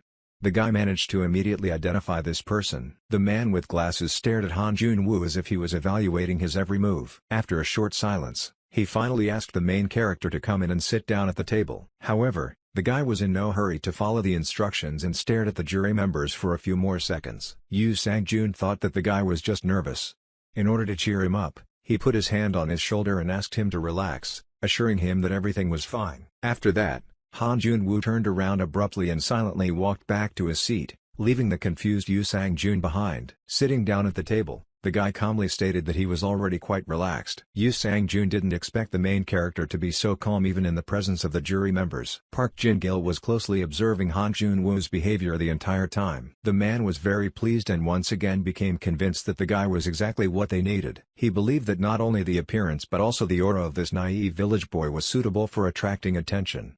The public reaction would definitely be bright. Meanwhile, Yoo Sang-jun sat down next to the main character and immediately noticed his gaze on him. The man felt very awkward about this. He didn't understand why the guy was looking at him like that. Suddenly, Yoo Sang-jun noticed that the projector was showing a file with a small dossier on Han Jun-woo. Of course, the main character himself shouldn't see this. That was why Yoo Sang-jun suddenly jumped up from his seat and loudly ordered his subordinate to change the slide. After that, there was absolute silence in the room. It seemed as if the producers had just made a big mistake that they needed to immediately correct. Yoo Sang-jun was very tense about what happened and stared at Han Jun-woo, trying to figure out if he saw that ill-fated slide. The man began to justify himself by saying that before the main character arrived they were simply discussing how to most effectively demonstrate his skills on television. In response to this, the terribly calm guy looked intently at the man and asked why he was so tense in that case. Yoo Sang-jun was taken aback and confused. He didn't expect such a cool-headed attitude from Han Jun-woo, who was said to be just a simple-minded guy from the countryside. If you behave correctly, You could continue to appear on broadcasts even with poorly developed skills. At auditions, the winner was sometimes determined based on the suitability of the tastes of those in power. So it was natural that people tried their best to create a good impression on the judges. At least, this was the kind of innocent behavior that Yu Sang-jun expected to see from Han Jun-woo. At the same time, the main character thought that those present probably wanted to follow the planned course of action, so he did not understand why they were so slow. All this time, one of the jury members was closely watching the guy. He clearly liked the way Han Jun-woo was acting now. Finally, the main character broke the silence that reigned in the room and asked directly what he needed to do now. At this time, Park Jin-gil thought that the main character had a good feeling, but it was still different from the expected picture. That's why the man decided to calm Han Jun-woo down a little and started saying that the less experience there was, the easier it was to achieve something. The main character seemed not to understand why all this was said, so he indifferently replied that it made him happy. Park Jin-gil was taken aback by this answer because he expected something completely different. The man also began to assume that the guy did not understand his hint because he spoke too distantly. Then Park Jin-gil started saying that the production cost of this show was over 20 billion won and that's why even famous idols came to them hoping to leave their mark. In response to this, Han Jun-woo began to demonstratively develop, especially showing that he was not interested. At that moment, someone's voice was heard in the next room. There was also an audition there. One of the jury members gave the candidate a role and a situation. This clearly interested Han Jun-woo. Very soon the guy heard that the candidate began to demonstrate his acting skills. Along with this, Park Jin-gil continued to say that if the main character listens to his leader, there will be problems. Suddenly, the boy interrupted the man's speech and asked if he could go into the next room and see what was happening there. This discouraged Park Jin-gil. Everyone present immediately began to listen to the noise coming from the next room. Because of what happened, Park Jin-gil was very angry and, barely holding back, insisted that they were now having an important conversation. Han Jun-woo pretended not to know about it, which once again left the man confused. Then the guy started making excuses. According to him, it seemed to him that the man was talking about trifles while he was just sitting there. Park Jin-gil realized that he would not be able to pacify this guy, so he offered to listen to the composition that he had prepared for Han Jun-woo. Han Jun-woo, who was passionate about acting, went to the theater every day until one day CEO Yo Man-sik kicked him out. But despite this, the guy did not give up and after many attempts he got on stage, thanks to which it was possible to save the failed theater. At this point, Han Jun-woo interrupted Park Jin-gil and briefly stated that he had never been kicked out of the theater. The man began to claim that all of this was very important, so it was not necessary to tell the pure truth. The guy didn't understand why this was important, and then Park Jin-gil explained that even though this program was about auditioning actors, people wanted to see more than just acting. In response to this, Han Jun-woo said that he came here to play and not to do anything else. Those present were shocked that the main character fearlessly contradicted the producer and were very afraid of how it all could end. At this time, Park Jin-gil stared at the guy, not understanding what else could be expected from him. Han Jun-woo didn't take his eyes off the man and steadfastly endured this duel of gazes. Suddenly the guy said that it was as if he was being told to commit fraud rather than demonstrate his acting skills. Han Jun-woo didn't take his eyes off the man and steadfastly endured this duel of gazes. Suddenly the guy said that it was as if he was being told to commit fraud rather than demonstrate his acting skills. Park Jin-gil realized that this guy was not so simple, so he began to apologize for the fact that his words sounded like he was forcing him. Then the man asked the guy to simply play the role he was going to play.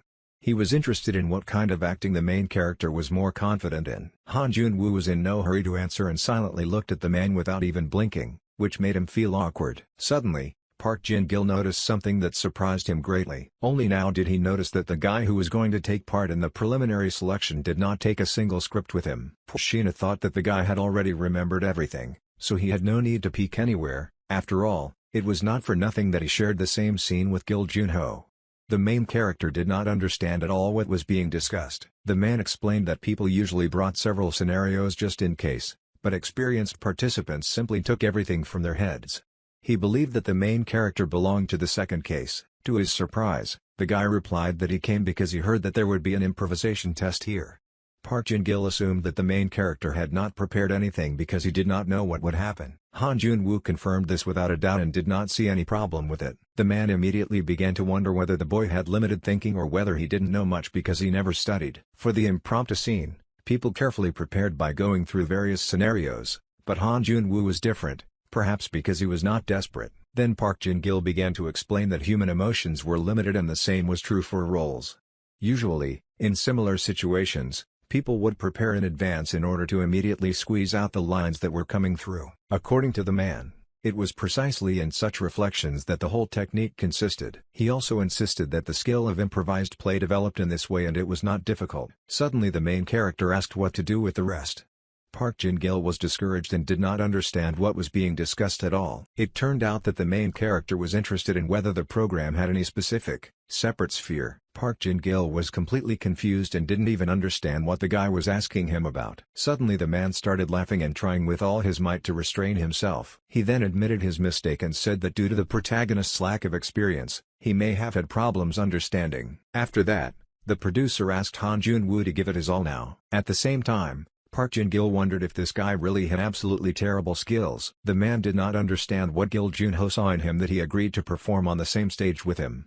Perhaps it was because the main character was certainly not an ordinary child. In any case, Park Jin-gil had no doubt that the guy's skills were not really that important, because that was not what the show needed him for. Some time passed. Park Jin-gil and his boss sat silently at the table and thought about everything that had just happened. Han Jun-woo was no longer here, so the men could discuss everything without fear of the protagonist hearing them. Park Jin-gil clearly had an unpleasant feeling after this audition. It seemed like he was already doubting that this guy would be right for them. The man was surprised to hear his boss calling Han Jun-woo an interesting guy. The man with glasses even began to wonder if it had not been too wasteful to use him exactly as they wanted. He liked the guy's face and his appearance. The man also liked the story of the main character. Now he was interested in taming him. Park Jin-gil began to claim that Han Jun-woo was not at all like the children of today.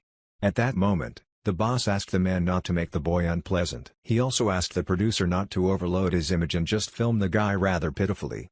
Park Jin-gil responded to this by saying that filming had not even begun yet, but because of this conversation he already felt pressure. The man replied that he was not joking and never said anything in vain. Park Jin-gil immediately fell silent and looked intently at his boss, thinking about his situation. The producer knew that this man was not the type to behave like that at any time. In the end, Park Jin-gil complied, but he still doubted that Han Jun-woo would be interesting to people as an idol. To this the boss replied that models, unknown actors and even ordinary people could become useful if they caught his eye. The man continued saying that one look at the main character was enough to understand that he wanted something simple.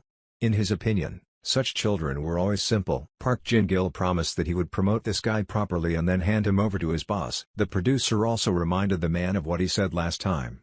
The boss immediately understood what was being discussed. After thinking for a bit, the man agreed to do as Park Jin-gil suggested. Meanwhile, the audition was still ongoing. The organizers allowed the next participant to announce his number. Han Jun-woo was also here, humbly waiting for his turn without paying any attention to those around him. Suddenly, several participants noticed the guy and remembered that they had seen him somewhere before. A moment later, they remembered that it was the same aspiring actor who performed with Gil Jun-ho on the stage of the small theater. Han Jun-woo seemed to hear this and so he quickly turned around to see who was talking about him behind his back. The young people immediately buried their faces in their scripts and pretended that they had nothing to do with it. After this, the main character noticed the sounds coming from the office where the audition was taking place. Not only the main character but also other candidates heard crying coming from there. They immediately assumed that someone was staging a scene with grief. However, some people did not think that this crying was just a game, as it sounded too natural. Han Jun-woo also thought that it was real crying, which meant that someone failed the audition. While walking down the corridor, the guy's attention was suddenly drawn to something. It turned out that right in front of him on the floor there was a notebook with some notes. Apparently, it was supposed to help one of the candidates pass the audition. Han Jun-woo immediately looked around, trying to figure out who among those present could have owned this notebook. The guy saw only a multitude of young people who were diligently preparing for the audition. All candidates had one thing in common: each of them had prepared notebooks in their hands. Now Han Jun-woo saw that he was the only one who came here with nothing.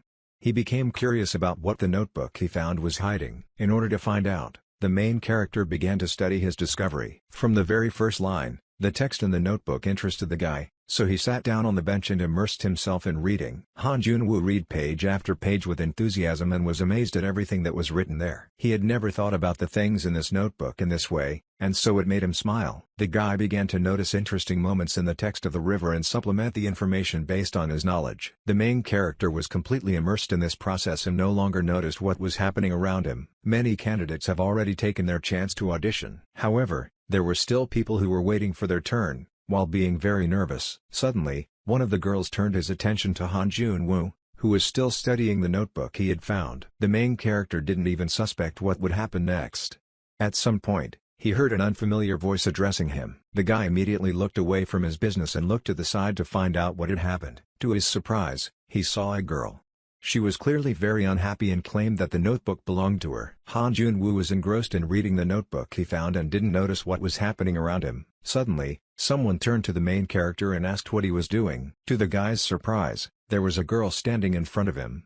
She was clearly very unhappy and claimed that the notebook belonged to her. The girl then asked if Han Jun-woo was currently rehearsing using her script. She immediately took her notebook and the main character had no choice but to justify himself and say that he found it. The girl was not satisfied with this answer. She began to claim that this script was very expensive and the main character read it for free. The situation was made worse by the fact that Han Jun-woo had left some of his notes in this notebook. The guy immediately admitted to it. This made the girl very angry, but she could no longer do anything about it. The main character claimed that he really felt sorry. In the end he asked how much the script cost because he wanted to pay for it, but the girl refused to say. She was very angry with the guy and therefore did not want to see his face anymore. After that, the stranger quickly left, leaving a discouraged Han Jun-woo alone with himself. In the end, the main character resigned himself to the situation, believing that he could no longer do anything about it. Meanwhile, the same girl decided to look at the notes in her notebook that Han Jun-woo had made in the hope that he hadn't messed anything up. She quickly turned page after page and for some reason her anger became less and less. At some point, genuine surprise appeared on the girl's face, which was caused, of course, by those very same notes. She didn't immediately understand what all this meant and so she moved on to a more thorough analysis. It turned out that for every line in this script there were notes on the actions on stage. These marks consisted of a few words that indicated what the actor was supposed to do during his line, such as take a hard sip or slam his hand on the table. All this indicated that instead of a voice, emotions could be conveyed using sounds. In addition, the actor could quickly move his eyes, gradually speed up his gestures and silently open his mouth as if in surprise. The script even included the exact time for each of these actions, which greatly surprised the girl. She immediately realized that the main character had rewritten all the phrases so as not to use his voice and somehow made it even better than it was originally. However, the girl did not understand why the guy did all this, because his voice was fine. She even suggested that it was done just like that, but she herself did not believe it, because the atmosphere around was not conducive to jokes. All the candidates were tense because there was so little time left for rehearsal, so they tried to repeat everything again. The girl did not understand why the guy decided to do this at such a time. At this time, Han Jun-woo was sitting on the sofa and was dying of boredom. He was unhappy that no one had warned him that this whole event would take so much time. The main character sighed heavily and did not notice at all how that same girl approached him. Soon she again rudely addressed the guy, which attracted his attention to herself. Without wasting time, the girl demonstrated the same scenario and directly asked how the guy did it. The girl was excited so she didn't even know how to formulate the question correctly. In fact, she was interested in why the guy did it. Han Jun-woo looked at his notes and didn't understand what kind of answer the girl wanted from him. Suddenly, the stranger began to carefully look around and make sure that no one was eavesdropping on this conversation. Finally, she overcame her shyness and asked if she could use these recordings for her audition. The main character was very surprised by the girl's eccentric behavior and her incomprehensible questions. It took the guy some time to digest everything and give his answer. Finally, he asked if that was really why the girl was following him. These words upset the stranger because she took them as a refusal. Then Han Jun-woo asked why the girl even asked him for permission since it was her notebook. The stranger was very surprised because in her opinion the guy tried very hard but at the same time was ready to just give her these records. The thing was that the students at her academy were trying their best to get even the slightest advantage and were ready to tear each other's throats out for the sake of a single brilliant idea. However, the main character was very different from everyone else in this regard. The girl even began to assume that this guy was a real angel who had not just appeared in her life. At this time, Han Jun-woo himself looked at the girl with bewilderment, not understanding what she was even thinking about right now. The stranger still perceived the guy as an angel, the radiance of which literally blinded her. Some time passed. The auditions were still going on, but the number of candidates seemed to have not decreased. Soon it was the turn of contestant number 234. Whose name was Kim Yoo-jin. Just at that moment, Yoo Sang-joon, who was supposed to record this audition on camera, entered the office. Now the jury was interviewing the girl and had high hopes for her since she was from the Star Factory. Kim Yoo-jin assured that she would give it her all. She went on to say that today she would like to demonstrate her acting skills in a slightly different format than the other participants. The jury members immediately noticed that the girl's voice was hoarse, so they did not understand how she would be able to play anything at all. Yoo Sang-joon, who just needed to film something for the episode about what was happening behind the scenes, was shocked because the performance of a girl with a sore throat was not suitable for this. Kim Yoo-jin began her performance and immediately captured the attention of the jury members. The judges were amazed and could not understand how the girls managed to achieve such a level of attention to detail. Some of them knew that Kim Yoo-jin rehearsed very hard, but her performance was a level higher than what they taught at the Star Factory. It is worth noting that Kim Yoo-jin did not utter a word during her performance because she had a sore throat. However, her movements and body language amazed the jury members. They simply could not believe that this was possible. Soon the girl finished her performance and then breathed a sigh of relief. After that, she raised her eyes and looked at the judges, waiting for their verdict. At some point, the girl began to get nervous because the jury members had become suspiciously quiet. She already regretted that she had played her scene without lines. Finally, one of the judges began to say something hesitantly, as he had not yet recovered from what he had seen. The assistant producer asked how Kim Yoo-ji came up with the idea to do something like this. The man insisted that the girl did not have much experience and therefore she was probably a genius. Kim Yoo-jin was shocked to receive such high praise and simply didn't know what to say to it. Having come to her senses, the girl bowed and thanked the jury members for such a high assessment. Of course, she passed the selection and went to the main competition. After some time, Park Jin-gil watched the recording of the girl's performance and asked his assistant if it was really Han Jun-woo who pulled all this off. Yoo Sang-joon confirmed this and added that he learned this from Kim Yoo-jin herself when he interviewed her. The girl honestly told that a guy about her age found her notebook and made several notes in it, which she used. Yoo Sang-joon thought that they were talking about Han Jun-woo, which meant that the guy had managed to surprise them once again. After watching the video, Park Jin-gil finally understood what those notes meant and it shocked him. He did not understand how such a genius appeared in an ordinary village. The man even suggested that the main character was influenced by Gil Junho, because the guy's ability to absorb and learn was amazing. Then the producer got up from the table and asked where they were now. Yoo Sang-joon did not immediately understand who exactly the man was asking about. It turned out that he was talking about the main judges of the final stage. At this time, several men were sitting in the bar and discussing today's preliminary selection. They hoped that they would be able to find worthy candidates. One of those present insisted that even though his chairman Kang Gu-nim was well trained, he was still a rookie, so it would be strange if he won. However, the man could not deny the power of marketing and understood that in order to attract attention, it was enough to just name the winner of this show. His interlocutor assured him that he had never had the right to participate in such shows before, so this time everything would probably go well. While the producers were discussing all this, CEO Lee Jae-won sat next to them, scrupulously thinking about something. At that moment the front door opened and someone entered the bar. Everyone immediately took notice and stopped their conversation to greet Park Jin-gil. The men were sure that the producer had been working hard all this time. Park Jin-gil confirmed this and said that all the fuss made him almost go crazy. The man continued to say that this time he had a really strange idea, the cause of which was that same guy. According to Park Jin-gil, this young man was definitely not normal, but he was able to show interest even to the CEO. The man also said that this guy edited another participant's script and then put that same notebook on the bar counter. Lee Jae-won immediately picked up the script and began studying it to find out how exactly Han Jun-woo said it. The man's reaction was not long in coming. He was clearly surprised because he did not expect to see anything like this. Suddenly, the CEO interrupted his colleague's conversation and asked what the main character had been doing before Park Jin-gil came to them. He replied that he was an ordinary guy from the village. The man also suggested that he learned acting mostly from Gil Junho. The CEO was surprised again. One of the producers carefully looked into the notebook to see what had captivated Lee Jae-won so much. The man quickly realized that Han Jun-woo was indeed an interesting guy, but he was only planned to appear in the early episodes and then disappear. Meanwhile, Lee Jae-won was only thinking that the main character was really good at acting. However, the men did not believe that a guy with his meager experience could teach others and correct their scripts. Meanwhile, the casting host announced that it was time to evaluate the skills of the last participant, who was expected to be Han Jun-woo. The jury members, even before seeing the guy, understood that they were talking about the main character. Han Jun-woo silently entered the office and walked to the very center.